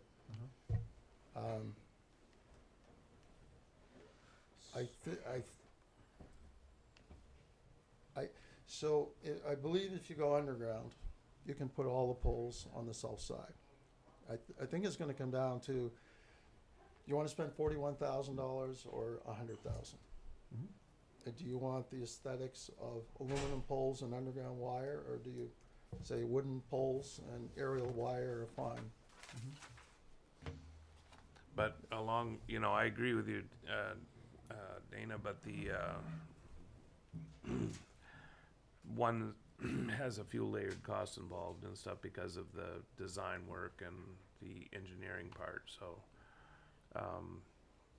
that wasn't really, we didn't get that far, I guess, in our Right. working group meeting, right? Right. We didn't get that far, so I think we got a lot of great concepts, and we gotta push this thing forward, and I think an RFP is in order of some kind. What we're asking on the RFP, I'm not certain right now, but maybe get some quotes from engineering firms to develop those thoughts for us and what that cost might be, and also at the same time asking Versant and the other interested parties for RFPs on constructing the light system for us on Central Drive. So I think that would be my motion. I don't think anybody in this room doesn't want lights on Central Drive. We all want lights there. Just got to figure out how we're going to put them up. Right. And the bearer of bad news, there's no money set aside for this specifically, so. Right. Right. So you're thinking two RFPs, one for the engineering part and one for the proposal on the lighting itself. Could be. And then Split them up. Sure. And then if we did that, then we would have our engineering cost estimate, and we'd have a lighting cost estimate. Didn't you just say that B.R. Smith would do it for $2,500? At the time I talked to B.R. Smith, we're just trying to find out what it would cost to locate poles and do elevations exactly. And so there's no engineering involved in that $2,500. It's just surveying latitude, longitude, elevation of each pole location, but we'll have to have a pole location for them to work with. Does Scott agree that that's all we need to get the FAA proposal in? That would work for you? Yep. Great. That's gonna take a little time to Alright. do that. Can I make a motion? Yes, sir. Okay. Love to hear it. I would like to make a motion to select Versant Power's idea and cost for the project. I don't do this very often, so. That's fine. That's okay. This is all Because new I to think all of this that we're going to continue to do is just a complete waste of time. Well, we And- still have and- to do the engineering. Yes, Yeah. which is part of that. To include B.R. Smith, 2,500, maximum $2,500 to locate and suffice whatever FAA wants. Mr. Chair, at this time, I'd like to abstain from any level of discussion or voting because of a conflict of interest. Thank you, sir. Is there a second for the motion? So what was your motion, Doug? To go with Versant, put wooden poles up? Yep. And hire VRSA for $2,500? To locate them, yeah. To locate them. Okay. Is there a second? Well, just one quick question. Is there anything else, Dana, if we do that, that we would that meet your requirements? I'm sorry, Guy, could you repeat the motion? To select B.R. Smith to not to exceed $2,500 to locate whatever the FAA needs for the latitude and longitude, and then provide that to select Versant Power to what their plan was. You had said a few poles up on the south side and then crossing over with a not to exceed of 41,000 on their end, and to authorize a 10% down payment to Versant. So that would work because Versant will locate the poles and we could have BRSA do the latitude, longitude, elevation and submit it to Scott for FAA. And then the rest of the motion is to proceed with Versant. Okay, I've heard the motion. Is there a second? Second. Seconded by Jeff. So now we'll discuss the motion, merits of the motion. One question, I guess the only thing I had, if we do that, and they do what they kind of were talking about, that they start out on the dog park side so we can feed the dog park, and then can they feed the electricity from the other side, Dana? From the northern part up by where the National Guard headquarters is, on the other side of the street, going down? For aerial or underground? Underground, we can cross, we could do either side with underground. And with aerial, it's a combination of south side And north side. Parsons and then crossing over near the directory sign to the north side. Okay. With it all being fed from that initial south side point. Or would they feed it from two directions? Well, I mean, that's up to them. Yeah, well, I just say that, yeah. Aerial, I don't know. What they're showing on the plan is from Parsons Street up, but they may tie in again. Underground is coming from two directions and kind of meeting at State Street. Point of information, sir, wasn't Versant's proposal only aerial, not underground? Versant will not do underground and they will not do metal poles. Correct, okay, Poles only. thank you. Area. So, if we do, if we vote on this motion to put wooden poles up, it's in Versant does it, it's gonna be aerial only. Will the FAA allow aerial wires in the area of Peace Park? I don't have the answer to that question. Would anybody else wanna weigh in? Scott, you know any of that? I think the real issue is the height of the wires, and we'll determine that with the location of poles. So I think the pole that would be located near State Street and Central intersection is gonna be your closest, probably, pole of conflict, if you will. Cause I would believe at about where that intersection is where the poles would cross to the north side of Central Drive. What should, in my opinion, I think would give you enough distance of, away from any runway issue. Yeah, the thing is, I'm asked this question all the time, and the people who do these studies at the FAA have master's degrees in this kind of stuff, and they run it through computer simulations. So it's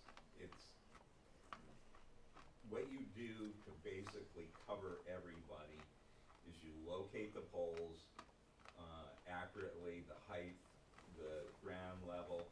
They basically do the study. They don't charge for the study, and then if there's ever anything that happens, there's a record that the city submitted this and it was okay. I think also, obviously, wires can become a roost roosting attractant for birds. We have a wildlife plan that you know, we try to discourage any attractive habitat, that kind of thing. So there is some value in putting them underground, but I don't think that the FAA would prohibit you from, because you have wires kind of in that area anyway, you know, but the height of the poles and where they're located, we get them to rule on it, and if the poles are a bit high, they sometimes give recommendations. Well, if you reduce the height by like 3 feet, everything is good. Appreciate that. Any other discussion? Nope. Fellers wanna take a stab at this? All those in favor of the proposal as written by Mr. Seer, raise your hands. Well, it's unanimous. Thank you very much. Awesome. Good job. All that for That's where we're headed. illuminated sidewalks. We're gonna illuminate some sidewalks on Central Drive. Well, Yay. they'll be able to walk to the airport now. They'll be able to see their way. We'll be able to see them. How's that? And that will prevent too many carry-on bags, because they'll be walking. Don't forget the ATV trail. The next time you ride your bike up, you won't. I won't fall. Yeah, I know. Tell me about it. Well, while we're on that subject of levity here, we will recess our regular meeting and go once again back to suspend the rules to allow the Presque Industrial Council membership meeting to accept some nominations, so. Mr. Chairman, I move we go back to the Presque Industrial Council membership meeting from our earlier suspension. So the rules have been suspended by Craig. Is there a second? By Gary. All those in favor, suspending the rules? Aye. Opposed? Nay. Okay. So we are back to, I'll call the order of the Presque Industrial Council membership committee special meeting again for February 6th to vote on the nominations from the City Council to the Industrial Council Board of Directors, which is now myself and Mr. Willett, I believe. Mm-hmm. Correct. So is there a motion to accept that nominations? I move we accept the nominations as presented. Is there a second? Second. Seconded by Gary. Is there any other discussion? All those in favor of accepting the nominations? All those opposed? Unanimous, 6-0. Thank you. And with that, we will adjourn the Presque Isle Industrial Council membership special meeting. Motion to adjourn that meeting. Yes, I'm so moved. Thank you. Have Tom's vote on that, or no? Oh, yeah, I'm sorry. Forgot you two fillers. Yep. So that would be 7. Tom and Tyler, 8. 8-0. Yep. Unanimous. Thank you. Is there any objection to adjourning? All those in favor of adjourning the membership meeting? Thank you very much. Now we're back to new business for the Presque Isle and City Council meeting for February 6th, March 6th, excuse me. Thank you, Scott. Item 11 under new business is the nominations to Aroostook Waste Solutions. We had a counselor that was previously on Aroostook Waste Solutions, and due to a time issue, he's no longer able to help us with that, so we will open the nominations up among city council members who would like to be on this committee. They meet once a month, usually on Friday at 8 o'clock. Very dynamic board. I've been on it for a few years. If anybody else would like to have the opportunity to do that, we'll open the floor to nominations. It's one person. Where do they meet? Okay. Typically, it's at Caribou Motor Inn, but currently that venue is under construction, so they have been meeting at Governor's Restaurant in Presque Isle, but it will be in Caribou shortly. Yeah, and what's that usually take time-wise? 8 to 10, 8 to 10:30, 2 hours. Yep. Anybody like to I probably could do that. jump on that? Gary, you want to give that a shot? Yeah. Wonderful, great. Is there anybody else would like to be nominated on that board? Anybody like to close nominations? Close. Doug says close the nominations. All those in favor of closing nominations? Thank you. We have one person on the board, so we'll vote quickly. All those in favor of Gary on the Heuristic Waste Solutions? Opposed? Thank you very much. All right. Item 12, Star City ATV grant support request. So we'll start with, I think we have a representative from the, who are you again, sir? This is Mr. Dick Howlett from Star City ATV Club, who has been a president of that club for 21 years. 21 is what I was going to say. Broke for punishment, ain't I? Thank you so much for doing that, Dick. Yes. Well, Kevin already introduced me. I'm Richard Howlett from the Star City ATV Club. And we're asking for the council to give us support in applying for another municipal grant this year for $70,000.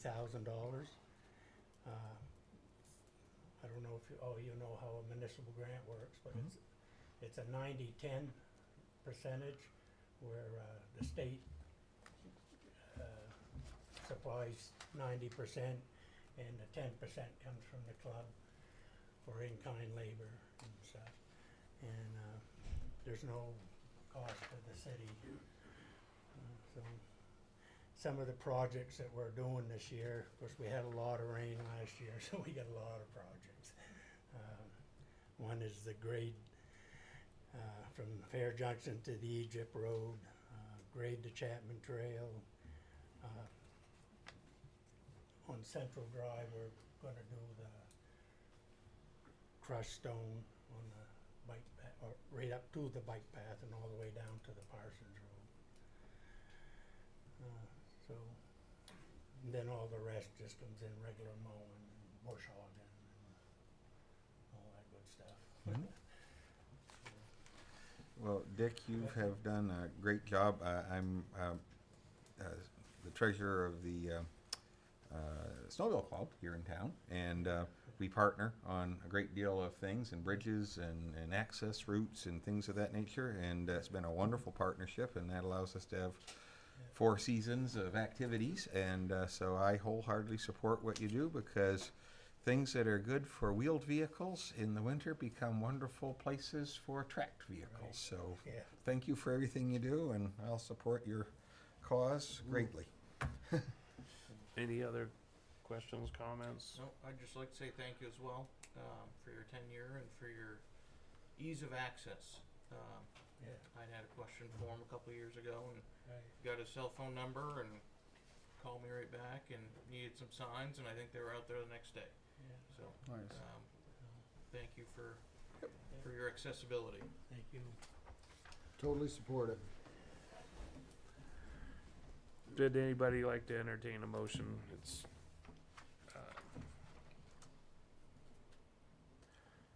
so I'll move that that we support the we support the Star City ATV Club applying for a municipal grant for 2024. Second. Moved by Kevin, seconded by Doug. All those in favor? All those opposed? Unanimous. Thank you very much. Is this something that should be like in written form in addition to his application for the grant, or? I think the city manager endorses the letter. Matter of fact, I just got the application today in the mail, and I'll be filling it out and bringing it into you. You got to sign that, and we have to have something on your letterhead. But I'll bring all that information in the next few days. Perfect. Thank you very much, Mr. President. Appreciate it. Thanks for 21 years of that, for sure. And going. Item 13 is airport budget revision, so we'll ask the city manager to talk about that, and then we'll probably listen to our airport director. This is item 13. Thank you, Mr. Chair. Yes, we have a few items here in regards to the airport budget and a few amendments to that. First and foremost is we have a memorandum to convert, we have 7 open seasonal maintenance positions. Due to the hiring challenges for that and labor force, we are looking to convert those to 2 full-time maintenance positions. Overall, that would be coming from our budget surplus. And if we adopt this recommendation, we would reduce our surplus from $56,612 to $44,814. That would fund the positions for the rest of this year. In addition, our second memorandum is for Building 401. Many may know it as the IP building. What we would like to do is utilize our portion of our COVID relief funding that we have and complete the assessment of this building to ensure that we are able to potentially lease it out or utilize it for future development. In order to entertain any potential clients, we do have to complete this assessment and would not be able to entertain anyone without it. And then lastly, purchasing a plow, which we do not need this year. But overall, this was it's $100,000 set aside for a local match. It's a purchase. We're actually purchasing 2 electric tugs overall. It is not a plow, as it says in that memorandum. I apologize.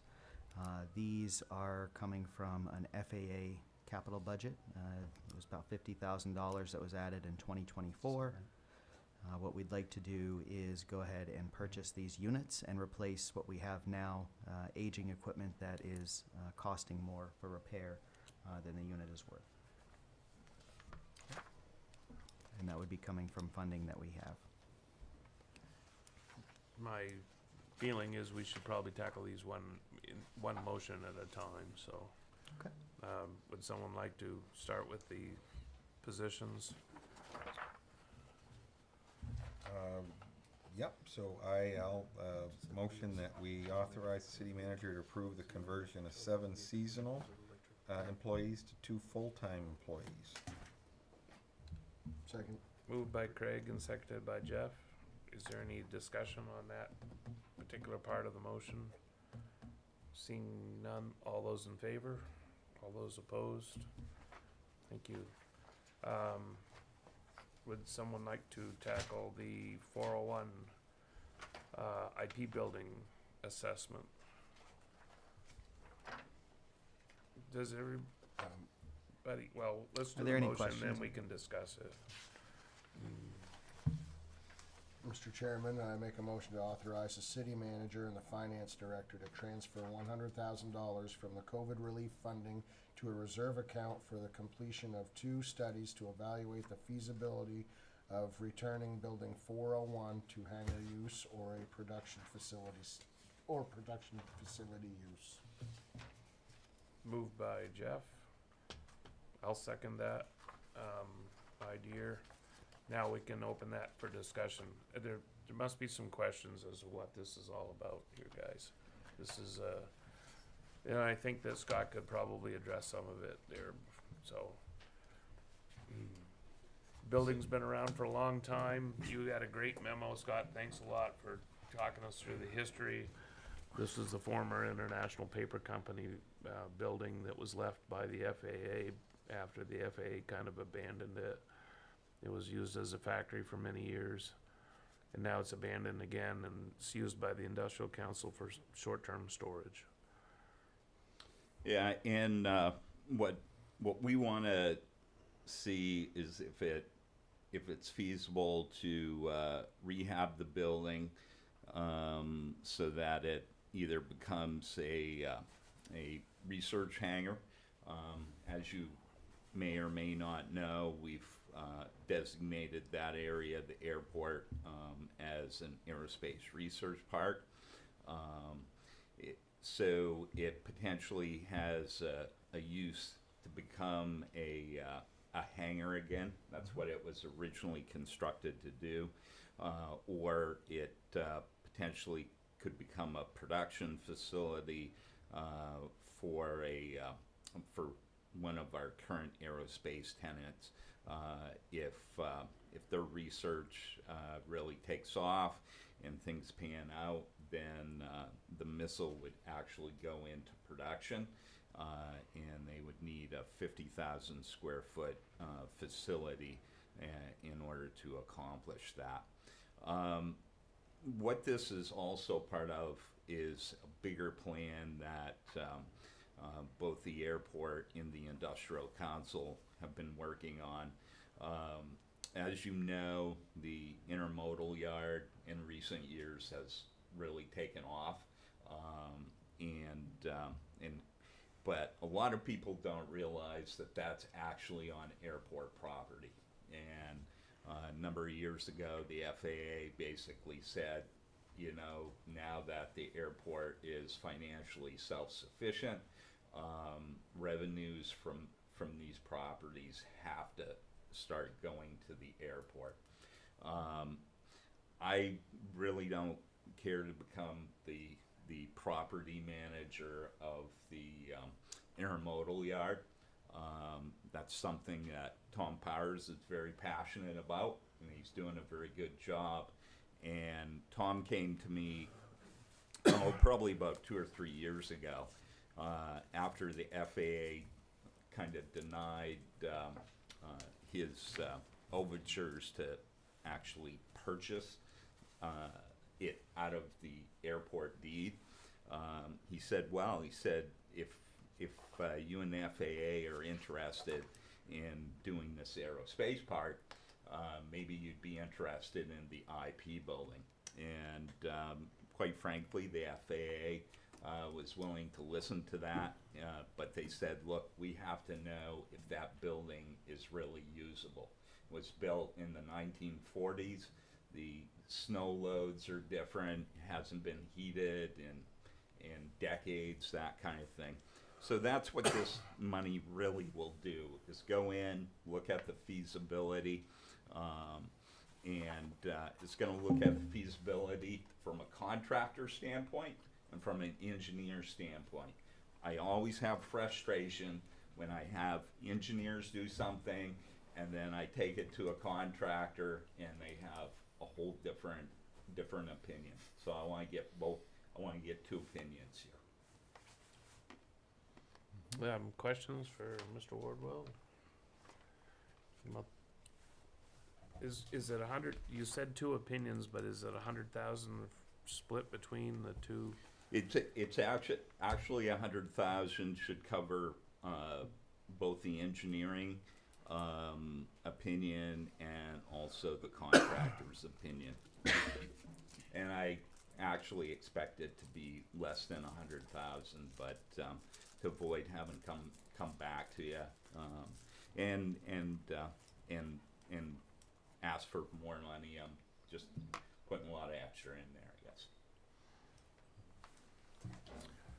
Other questions? Here goes your money again, Doug. It just seems like a lot of money for that, but clearly these people are experts in whatever they're doing, so I would defer back to Scott and put my judgment with him. Mr. King, you got anything else to add? Okay. Gentleman to my left. Good. Need a motion on the floor? Did we move that, Kim? I'm lost track. You just moved it, right? I made the motion. Yeah, and I seconded it. yeah, Kim so seconded. we just go. Okay. If there's no other discussion, we'll ask for a vote. All those in favor of the motion as written? All those opposed? Thank you very much. Third item, last item, is to talk about what exactly that is. Are we getting two electric tugs? Is that the plan? No, it would be one, I'm sorry, I probably misspoke. It would be one electric tug and one snowplow. Okay. we were anticipating less grant money, and we received an additional grant that will allow us to do this. So we're partnering with a grant opportunity for outside sources. Mm-hmm. Okay. Is there any other questions on this? Anybody like to make a motion? So one tug and one plow? Yeah. Yes. What's the plow, Can I clarify that? It would Yeah, replace. Okay, because I apologize, this memo, in an attempt to make it short, I actually made it very confusing. And so, I apologize for that. Basically, initially, what the plan was to purchase 2 electric tow barless tugs, okay? At the time that the budget was being put together, the only grant money we had was 45% of the cost of the 2 tugs was going to come from Maine DEP. And then what happened was Maine DOT said we're going to cover 52.5% to make it that you only have to come up with a match of 2.5%. So instead of 55%, we're only having to come up with 2.5%. Also, as part of the budget, we had set aside $50,000 in the FAA capital budget to purchase a plow. Well, it turned out that the type of plow that we were looking at, you couldn't buy one that meant the Buy America rules. Okay, so we're no longer able to fund that through the FAA grant program, and what I'm trying to do is use some of the money that we won't use for the tugs to actually purchase the plow. It's very confusing because I made it short. How much city money are we spending, Scott? You'll probably end up spending, even with this change, probably about $55,000 instead of 100. And you have some of it in reserve already. Yeah, yeah. and that gets you a new plow for the big loader and 2 electric tugs? That's correct. Yeah. Okay. Good. Got it. Thank you. Thank you. Perfect. Anybody like to make a motion? Mr. Chairman, I make a motion to authorize the city manager and the finance director to transfer $50,000 from the electric tow barless tug account to an airport snowplow account. Is there a second? Yeah. Gary, thank you. Been moved by Jeff, seconded by Gary. Is there any other discussion? Seeing none, all those in favor of the motion? All those opposed? Unanimous, thank you very much. Item 14, our EAS recommendation. So this is the part of the meeting where we discuss the EAS proposals written by 4 major air carriers and also the advisory committee recommendations. So we will start with the city manager. If you want to introduce the thing a little bit further, we'll go from there. Thank you, Mr. Chair. Yes, we did receive 4 bids for our EAS service here in Presque Isle.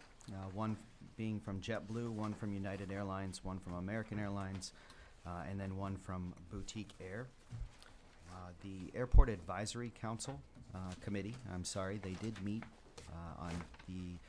They did meet in February. They were able to view presentations from JetBlue and United.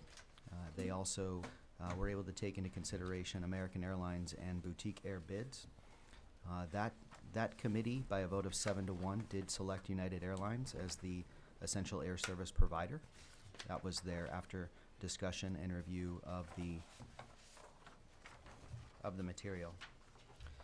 That being said, at this time, that is the basics of this. I would say that that's where we lie. We lie with those 4 bids. JetBlue and United appear to be the most competitive. Thank you, sir. We'll, again, we've received a number of written comments recently, and I will just summarize them, mostly coming from Angel Flight New England.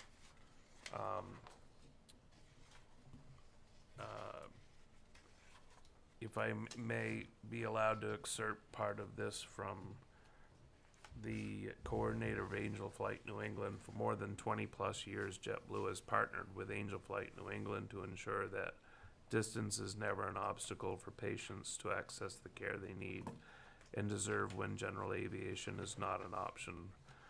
We believe this plan to Boston would bring significant improvements to your air travel options. However, your input is essential. As residents who will be directly affected by these changes, your perspective on the proposed airline service are invaluable to the decision-making progress.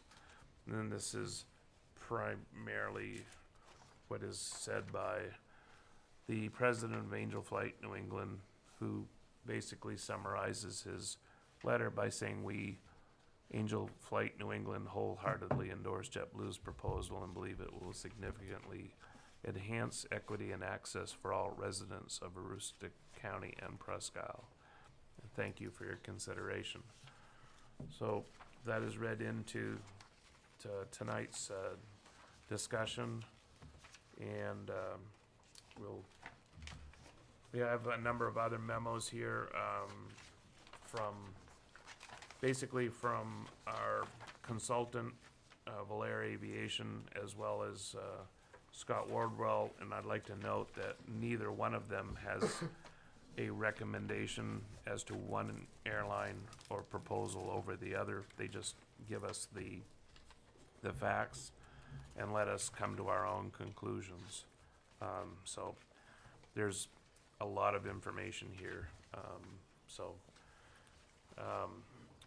I'd like to rest my voice for a second and let people kind of start discussing this amongst themselves here, so. Can I ask a clarification? Yes, sir.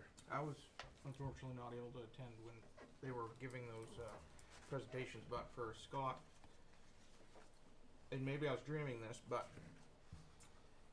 JetBlue is offering 7 flights a week, 1 a day, in and out. And I thought there was a minimum 12 required through EAS.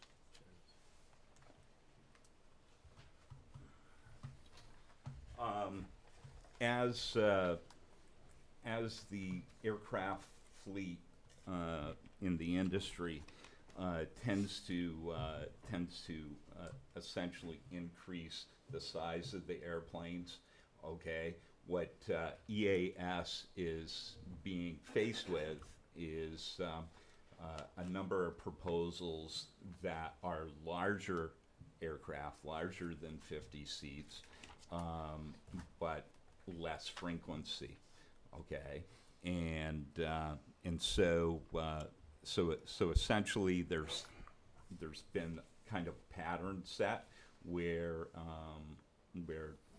airlines with bigger aircraft are bidding these markets. One example is in the Midwest, when a company called Sun Country bid an EAS market with a 737,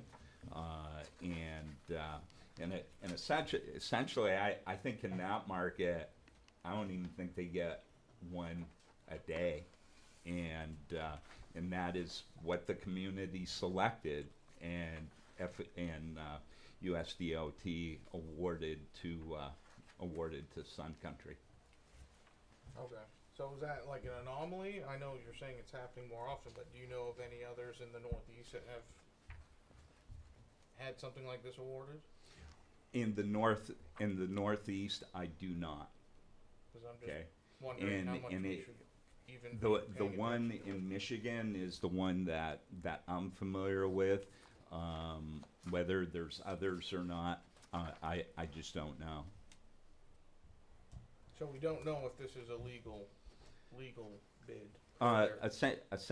Essentially, what I am told by USDOT is that if City Council recommends JetBlue, that JetBlue will be considered. Okay, so I want to put it to you this way. Okay, probably American is which except for the price was a very good proposal. American's probably dead on arrival simply because it's $17 million a year. This, the JetBlue bid, essentially is not dead on arrival. Yeah. That I know. So we have a valid proposal from JetBlue to Boston to consider, and as well as the United, which is essentially what we have right now, right? He's suggesting that American would be discarded by the FAA because it's considerably more a number for the subsidy. I don't want to make you stand up again, but I thought they allowed a certain percentage as income, as a profit. I thought it was like 4 or 5%. But yet this the JetBlue one is expecting well above 4 or 5% profit. Yeah, essentially there is no set limit that I'm aware of. Oh, yeah, it's there's recommendations that are typically given to prospective bidders, but especially over the last 8 years, the department has really shifted in their thinking. They tend to look at the value, not necessarily the cheapest price, but the value within reason. Okay. Last time I was before you on this, we had a bid from Silver, which was like 4.5 million, and United's was 10.8 million. If it had not been for COVID and the fact that Silver withdrew their bid when Governor Mills actually put a quarantine in place, you would have gotten Silver Airlines. Mm-hmm. But you know, there's no hard and fast percentage. Where was, just to refresh, and not that it matters, but where was Silver's hub going to be? Where was that going to go? Silver was going back to Boston, but it was also you were going to have turboprop service again. Okay. Yeah. All right. I don't recall. I don't remember that. Anybody else want to chime in? Go ahead. I don't want to keep talking. Keep but rolling. I just with some news outlets here. I guess I want to make sure that people are aware how lucky in a way we are that we have any of these options. That, to give you an example, on the United bid, they are projecting a segment fare one way of $118 cost to the passenger. On top of that, the FAA is paying United $338. So 3 times as much of that is a subsidy, just to make the numbers jive. So I know prices can seem high and whatnot, but because we're such a small market, they've got to give 3 times even the fare cost just to make people like United want to bid. So for what it's what it's worth. Your $300 ticket is actually probably closer to $1,200 when it comes down to all the dollars. Okay. Anybody else wanna chime in at this point? Oh, to my left? I'm Please. sorry, no. In 2018, when we got the news that United would be our carrier, and as I call it, the lynching meeting, we had 50 of the Penn Air employees in the room and 2 people from the public, and everyone telling us that we were the worst thing since sliced bread. In fact, I don't think they actually used the word sliced bread, but they did make it very plain that they did not want to use United. And then they came, and then our service grew, and we met people like Kelly at our airport that were wonderful customer service assets to our community, and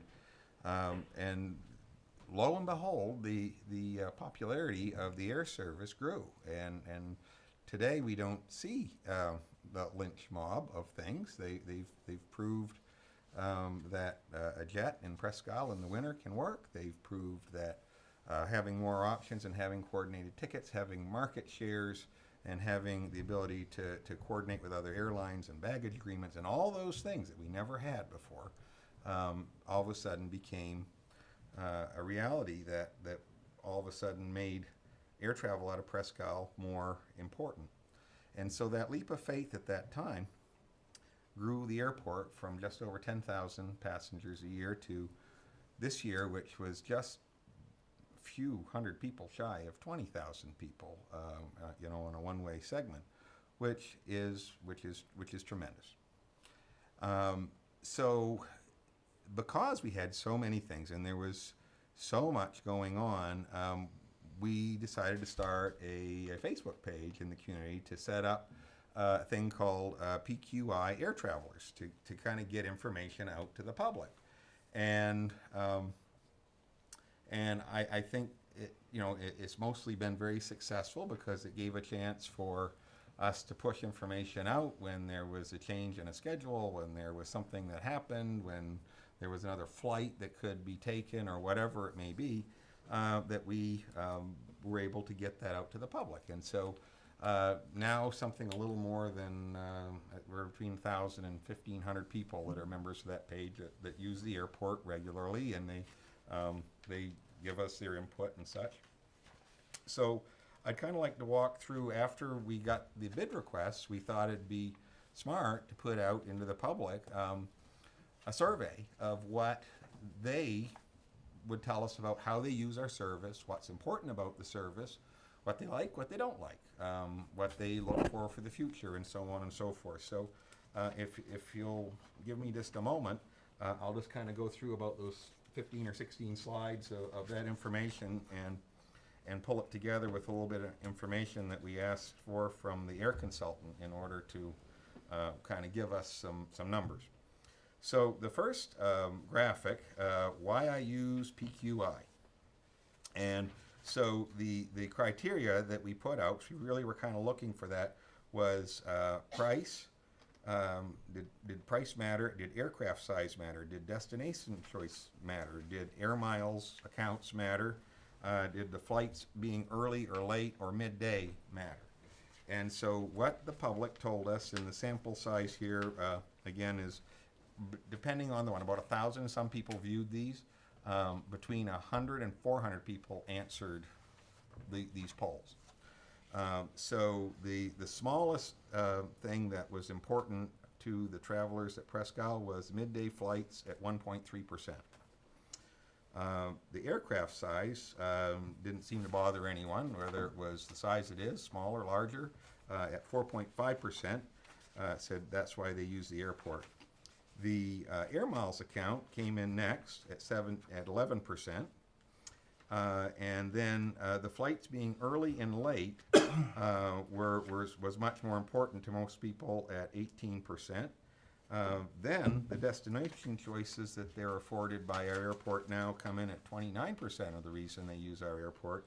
And the number one reason they use the airport is 36% price.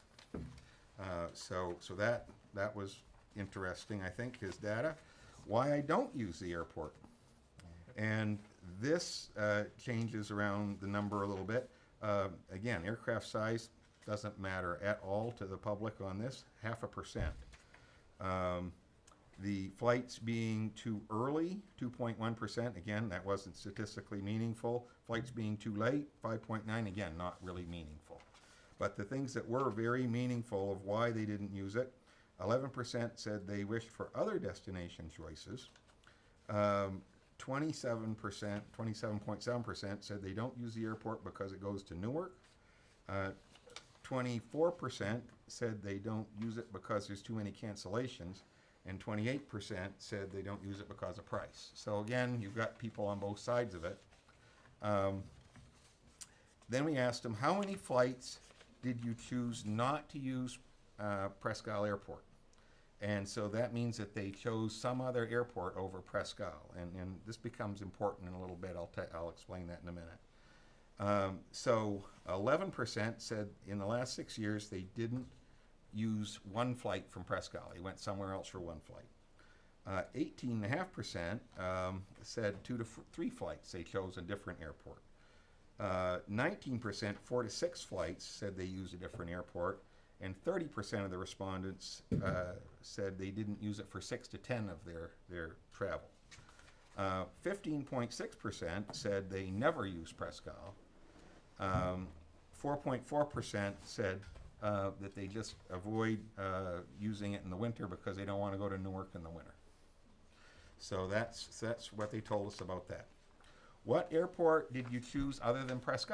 Well, no surprise. It's because of destinations and closeness. Almost 55% chose Bangor over any other airport if they didn't use Presque.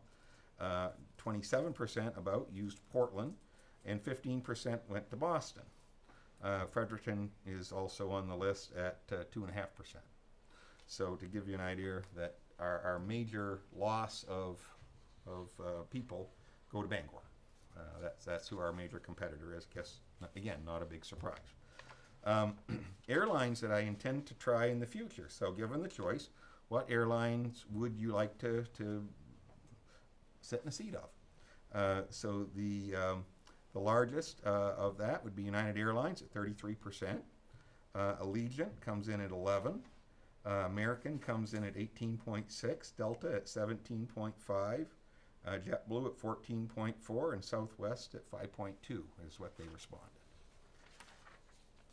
Most reliable airports, in your view, what do you find to be the most reliable airports for your travel?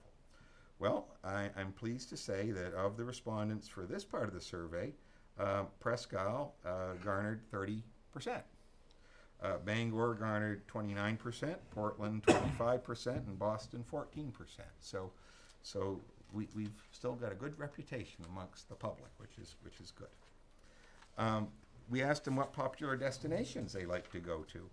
And so these are I'll just kind of give you some highlights. But again, this is going to become important in a couple of minutes. So Nashville, Virginia, Ohio all come in the 2 to 3% range. Washington, D.C. at 7%. Texas at 4.5%. Boston at 13.6%. New York City at 13.1%. Las Vegas at 3.2%. And Florida, 40%. Is the most popular destinations that the traveling public told us on the survey.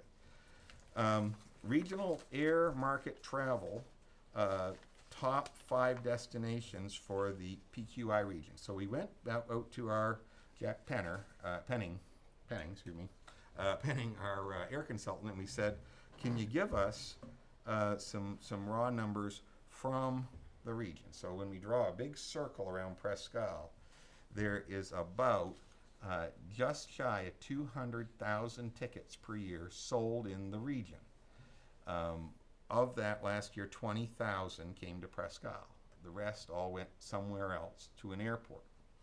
And of that 200,000 people that bought tickets in our general population area, now this encompasses parts of Quebec, New Brunswick, Maine, below Holton, that's the region we're looking at.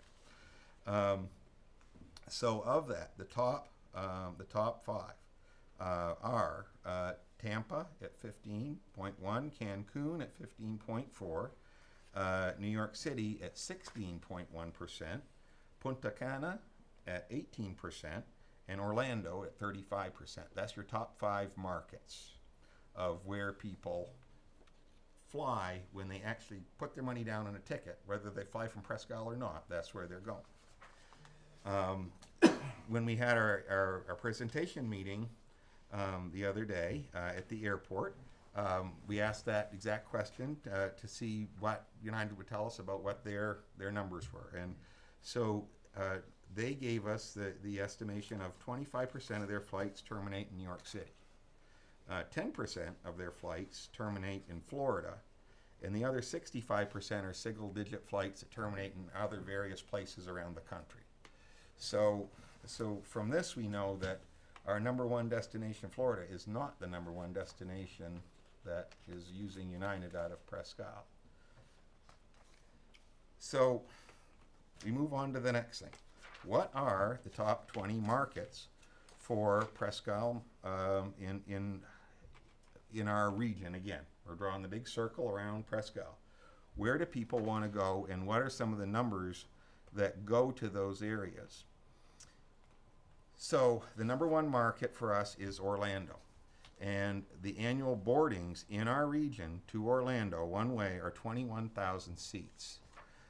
If we use the numbers to Florida that United gave us, they served about 1,950 one-way seats to Florida in the data they gave us. So there's about 20,000 seats that aren't using Presque to go to Florida, and that's the #1 destination. The #2, Punta Cana, is 10,900. Newark and New York comes in the next at 9,700. Cancun at 9,400, Tampa at 9,100, Fort Lauderdale at 7,800. Those are your top 6. Of that, they're all served under the analysis by United to Newark, with the exception of a nonstop for Punta Cana. They don't have a nonstop there, but they do to all the other destinations. And so the total served of the top 20 destinations from, again, these are DOT figures, they're not anything we've made up, but this comes from tickets. 54% of the flights are served with United Airlines in Newark with nonstop, and 36% of them are served with a 2-hour or less layover. So that's your top 20 markets and the data on being served. Now, if we go on to the next slide, JetBlue going to Boston, again, looking at the same 20 markets, again, serves all 20 markets, and they serve all of our top 6 markets nonstop. So they do have a small advantage on the Punta Cana destination. So their total served on nonstop flights are 56% of our top 20. And again, just to reiterate that, it's 54% with United, 56% with the JetBlue possibility. And the number served with a 2-hour layover or less, 37% versus 36. So I guess what, again, data would tell us is that statistically, both carriers serve our top 20 markets in a very similar manner, and with very similar layovers and abilities. The next slide that we asked for, because I thought it would be interesting for the public to see, just to see what the difference in the aircraft, because again, pictures on a page kind of look all the same. And so I know this might be a little hard to see, but this is a scale drawing of the aircraft that are being proposed for the market. The smallest being the prop planes being served by Boutique, This is the American Eagle plane, which is what we used to have in Presque, the 145 regional jet. The new CRJ 550 with United, the very first JetBlue offering, the ERJ 190, and the second JetBlue offering, which is the Airbus 220. So just to kind of give you a relationship of what the actual size of the airplane is, for your comparison sake, so you can kind of see what we're seeing from their things. So then we went on to ask the public, if you had a choice of hub, where would you like that to be? So they came back and they told us that 7.1% said they liked the Philadelphia hub option with American Airlines. 29.8% came back and told us Newark was what they preferred, and 63% told us that Boston was their hub of choice.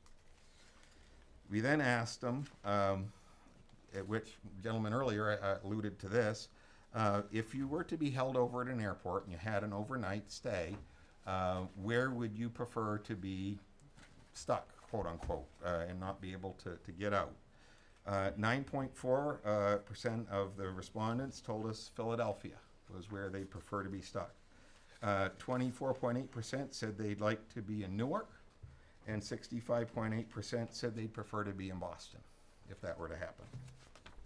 So the final question we asked them is, you are now sitting in our seat, and you would like to make a recommendation to the DOT, and that recommendation is not binding in any way, shape, or form, because they make the final decision, but you've got to cast a vote, and who should we cast our vote for?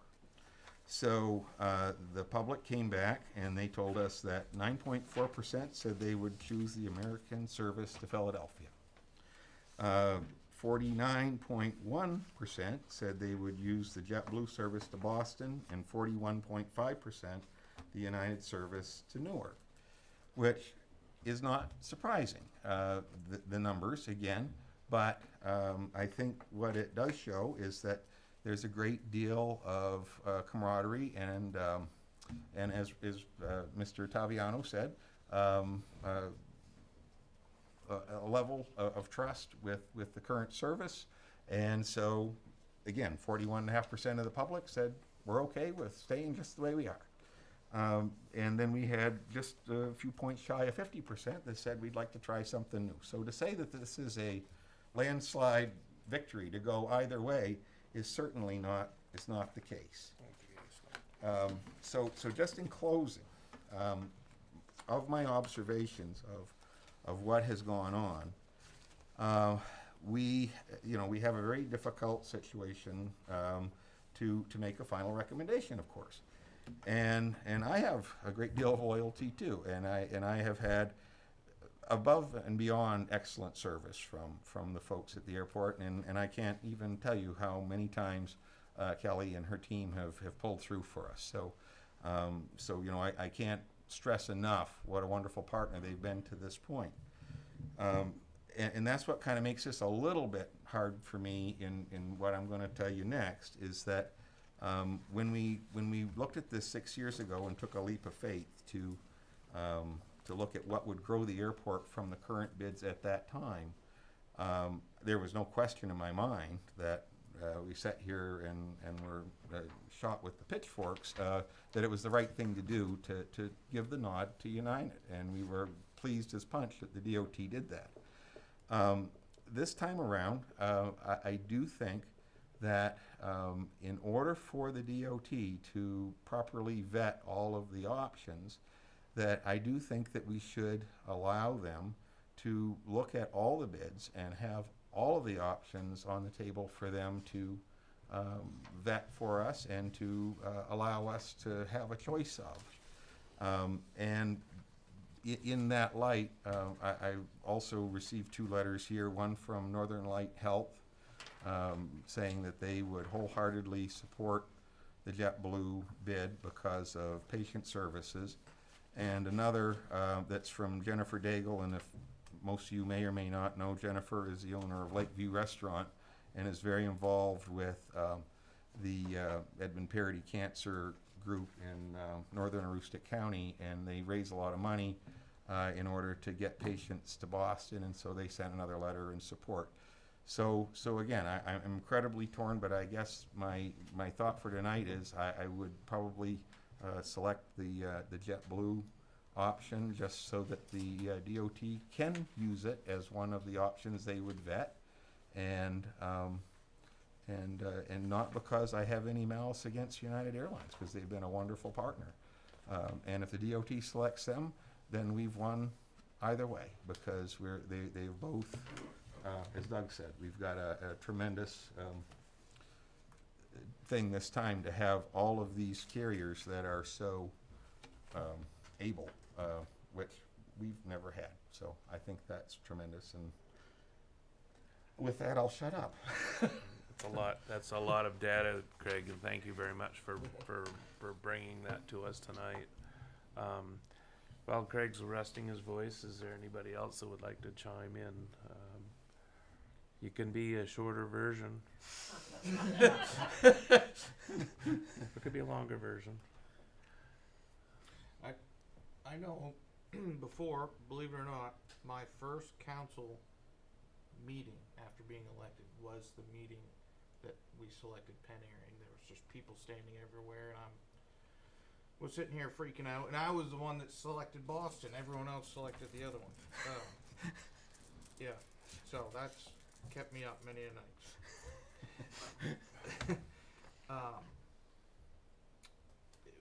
Oddly, in your in the letter from Northern Light, at that time I had actually spoken with both Carrie and Tamek's CEOs, and Tamek specifically wanted United, even though it was going to Newark, because they felt, because that is what, when they're doing their recruiting, they wanted jet service, and they felt that outweighed going to Boston for potential medical stuff.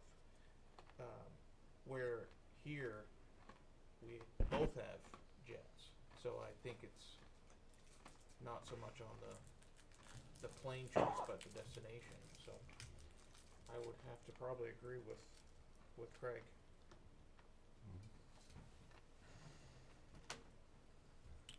Anybody else want to chime in, Jeff? I see steam coming out of your ears. Oh, I'm sorry. I've been a slight distraction from something outside of meeting, but I'd also like to recommend JetBlue's service based primarily on some of the emails that I have received over the past few days, and a lot of the area citizens still quite passionate about a connection or a flight to Boston. United, their record speaks for itself. They're awesome, but I'm just trying to step out of a comfort zone a little bit, if you will, and my recommendation would be for JetBlue. Sorry, I didn't elaborate more. You're fine. You got a chance to speak again. Want to give it a crack, Gary? Or? No, I'm good with either one. Yep. I know. I think that's a great theme that was been somewhat lost, is that we've got two fantastic offers from two huge carriers that are divided by basically level of frequency per day and the hub and where they're going. And I put a few thoughts together, and if you'll allow me, I promise it's going to be slightly briefer than my counterpart over here. In 16, when Penn Air was going to Boston, we boarded 14,000 passengers, and in 17, Penn Air to Boston was down to 12,700. By mid-18, United took over with service to Newark, and that very first year, which included no boardings at all in the month of June, they started out at 10,900 boardings. Next full calendar year, United boarded 13,000, an increase of 21%, so they were climbing up. After COVID, in 21, United boarded 11,121, and by 22, boarded 15,400, establishing an upward trend in boardings that continued in 23, topping out at 19,254, the highest number of passengers using our airport since 2000. This is likely a determining factor in having the advisory committee vote to choose United to Newark again for the next 2-year period. Presque is the airport for not only our community but for the county and the surrounding area. More and more people are choosing to fly to and from here each year post-COVID.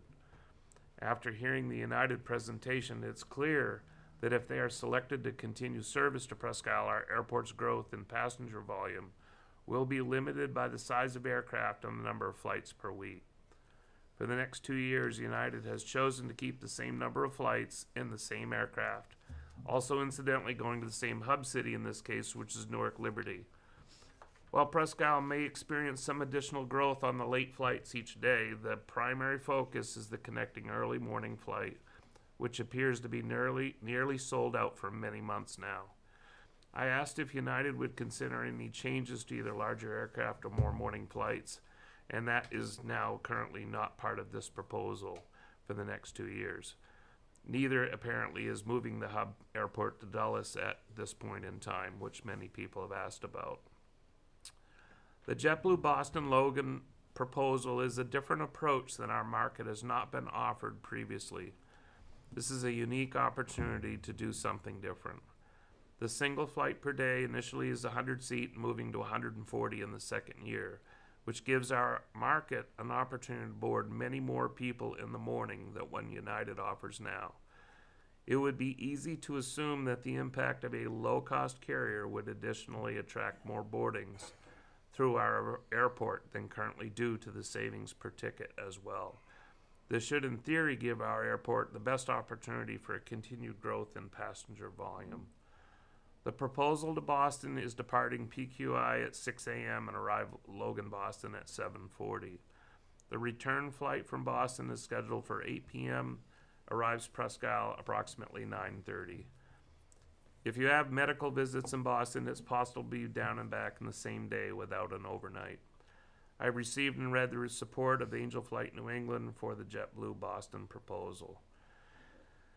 I'm aware that this is the first time that our airport has been submitted 4 bids for EAS service for the next 2 years. We may never get this opportunity to consider this again. I'm encouraged by the growth and interest in our airport and feel that the best way to move that needle upward and outward is by going with the proposal submitted by JetBlue to Boston. And those are my comments. Anybody else? I have another question. You have a question? Can the airport handle that many people at once? Good question. Since 2012, we've actually been going after Allegiant Airlines. In 2016, we were very close, so close that I actually did a contingency plan for 100 and I think at the time it was like 155. Allegiant's airplane now does 177. Wouldn't want to do it for 10 years. Okay, but luckily enough, we have designed the terminal, the new terminal, to accommodate this many people, and so in the short term, I think we can do that, and for the long term, the new terminal is properly sized for that. So you've got a way to reorient stuff to take 100 people instead of 50 at once? Yeah, there's a number of options that we considered when we looked at Allegiant, because we knew that we were going to have to operate in that building for a period of time.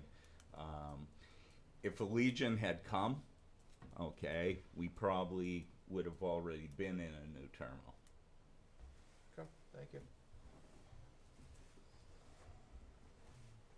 Nope. It's council deliberation, so this is all you guys. Anybody else have any other comments? would someone like to make a motion?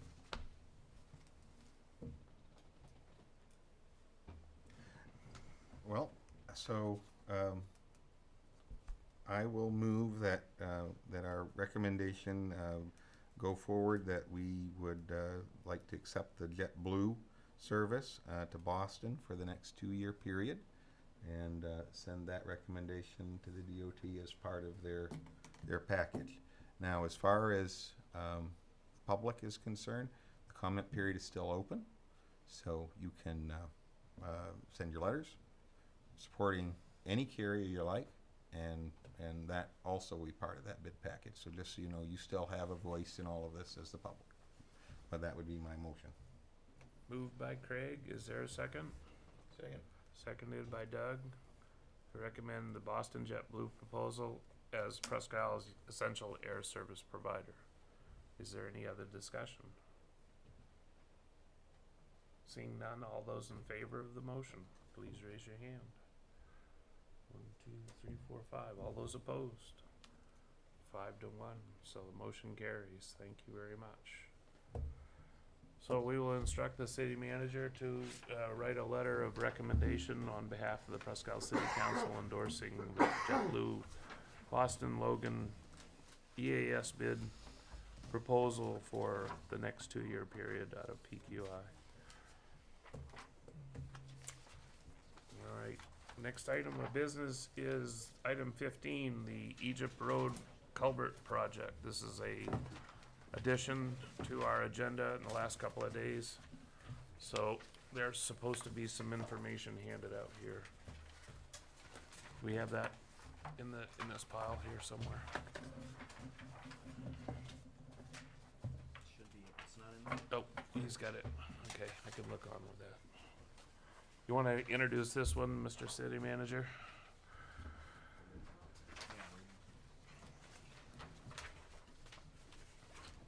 Me again. I'm Hello. wearing my grant writing hat now. Great.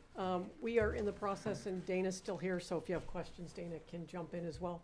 We are in the process of writing a grant application to County ARPA for repairs to the Egypt Road culvert that crosses or it's the Williamsbrook Egypt Road culverts. They are in very bad shape and in imminent failure mode, which would be really bad because that will cause an 8.3 mile detour, which means it would add additional time for any first responders to go to that area and put our residents in that area in distress because they would have that detour. The estimate for the project is $540,000. And in the 2024 budget, $110,000 was placed in capital reserves for this project. County ARPA requires a 50-50 match. So that means our portion is $270,000. So right now, we're $160,000 short in the capital reserve for this project. The county ARPA grant requires proof in writing that we have the match set aside. So you have the memo in front of you asking that, and I don't know what Brad put, as to where the money was coming from, but from what? Fund balance. And then I will use the agenda in the minutes to send with the application to prove that we have that match available. We did get a $200,000 grant from MEMA for this same project, but we have been told thus far that we are not able to use that as match. We've gone back and asked the question repeatedly. Some have said, yes, you can. Some have said, no, you can't. But at this point, the majority of people are saying, no, you can't. And so we have to come to you to get that funding so we can submit this application. Stick around. I'm sure we got some questions. So I'll look to my right and left here. See. No? Well, this looks like an awesome opportunity, which we were going to fund this all on our own. and now we're getting some help. And so it looked to me like this is a great opportunity to not have the entire burden be borne by the taxpayer, so. It's critical public infrastructure. That is one of the priorities of the county ARPA grant. With the ARPA grant, we have to submit a letter of intent first, which is like a mini application. And they have to approve that mini application before we can go to the full application process. It was approved to go to the full application process, just to give you that bit of background as well. Awesome. Sweet. And the total project cost is like $540. $540. It's cheaper than we thought. Yeah. So Dana, one quick question for you: the replacement. Councilor King had asked me earlier this morning if we were going to have like another culvert, or is it engineered to be a more permanent structure? We have to follow, to get the grant, we have to follow environmental recommendations, which it's classified as a culvert now. It's twin 5-foot diameter culverts. It would be replaced with a bridge, which is defined as 20 feet or more structure. So the structure will be a bridge about 23 feet or so long, and the culverts will be gone. It would also add a safety component, because by being a bridge, it requires guardrails, and that area does not currently have guardrails. We were also fixing that section of the road roughly, Carly, every 2 weeks. Because of the failure of the 2 culverts, the road was caving and they would have to patch. So this would eliminate that cost as well. So that 540 is making a bridge. Yes. Yeah, like Gary said, that's less than what we had originally thought, so that's even better. Any other comments, questions? Anybody like to make a motion?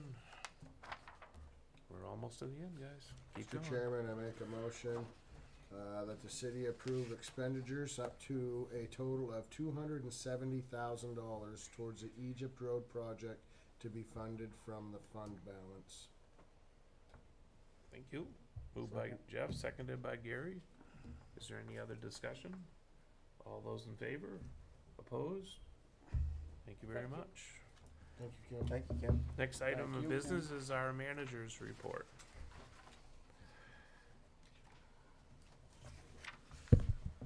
Yeah, I will say, in the interest of time, the only thing that I'm going to talk about today is coming up on the 20th of April. We are going to have a community cleanup day. That'll be led by our facilities team. More information to come. We'll be looking for the entire community to participate and volunteer. Lots of fun opportunities that'll be happening with that as well. So electronics recycling as well. So lots more to come. Thank you. Nice. Thank you. Thanks. The announcements for this evening, the Wonderland on Ice at the Forum is this Saturday, March 9th. There are 2 shows at 12 o'clock and 6 p.m. Following that, the following weekend, McCluskey's RV Show will be the weekend of March 16th and 17th at the Forum. And I believe the following weekend is a Rustic Springs Sportsman Show, which will be at the Forum also on the 23rd, 24th. So nice to see our facilities used 3 weekends in a row. If you're not out there raking grass by then, come on out and enjoy these events. The city has the following employment vacancies. There's a police officer position open, and we are looking for a economic and community development director. If you're interested in these positions, come see the city manager or our human resources person here at City Hall. We have the following vacancies for boards and committees. Assessment review, there are 2 positions. They are 1-year alternates. There's 1 position open on the audit committee for 4 years. The downtown revitalization committee is looking for 1 4-year member. The library board of trustees is looking for 1 and another 1-year alternate. Recs and Parks committee is looking for 3 people to serve as 1-year alternates. And finally, the zoning board is looking for 1 1-year alternate. So please see the city clerk for an application for these, or apply on our website online. And finally, the next scheduled meeting of the Presque Isle City Council will be on Wednesday, April 3rd, 2024 at 6 p.m. in the council chambers at City Hall. I don't see anybody else have any other announcements they want to make. Seeing none, I'd entertain a motion to move into executive session 4056D to discuss negotiations. So moved. Oh, seconded by Jeff, moved by Craig. All those in favor? Opposed? Thank you very much. So we're out at 8:40. Sweet.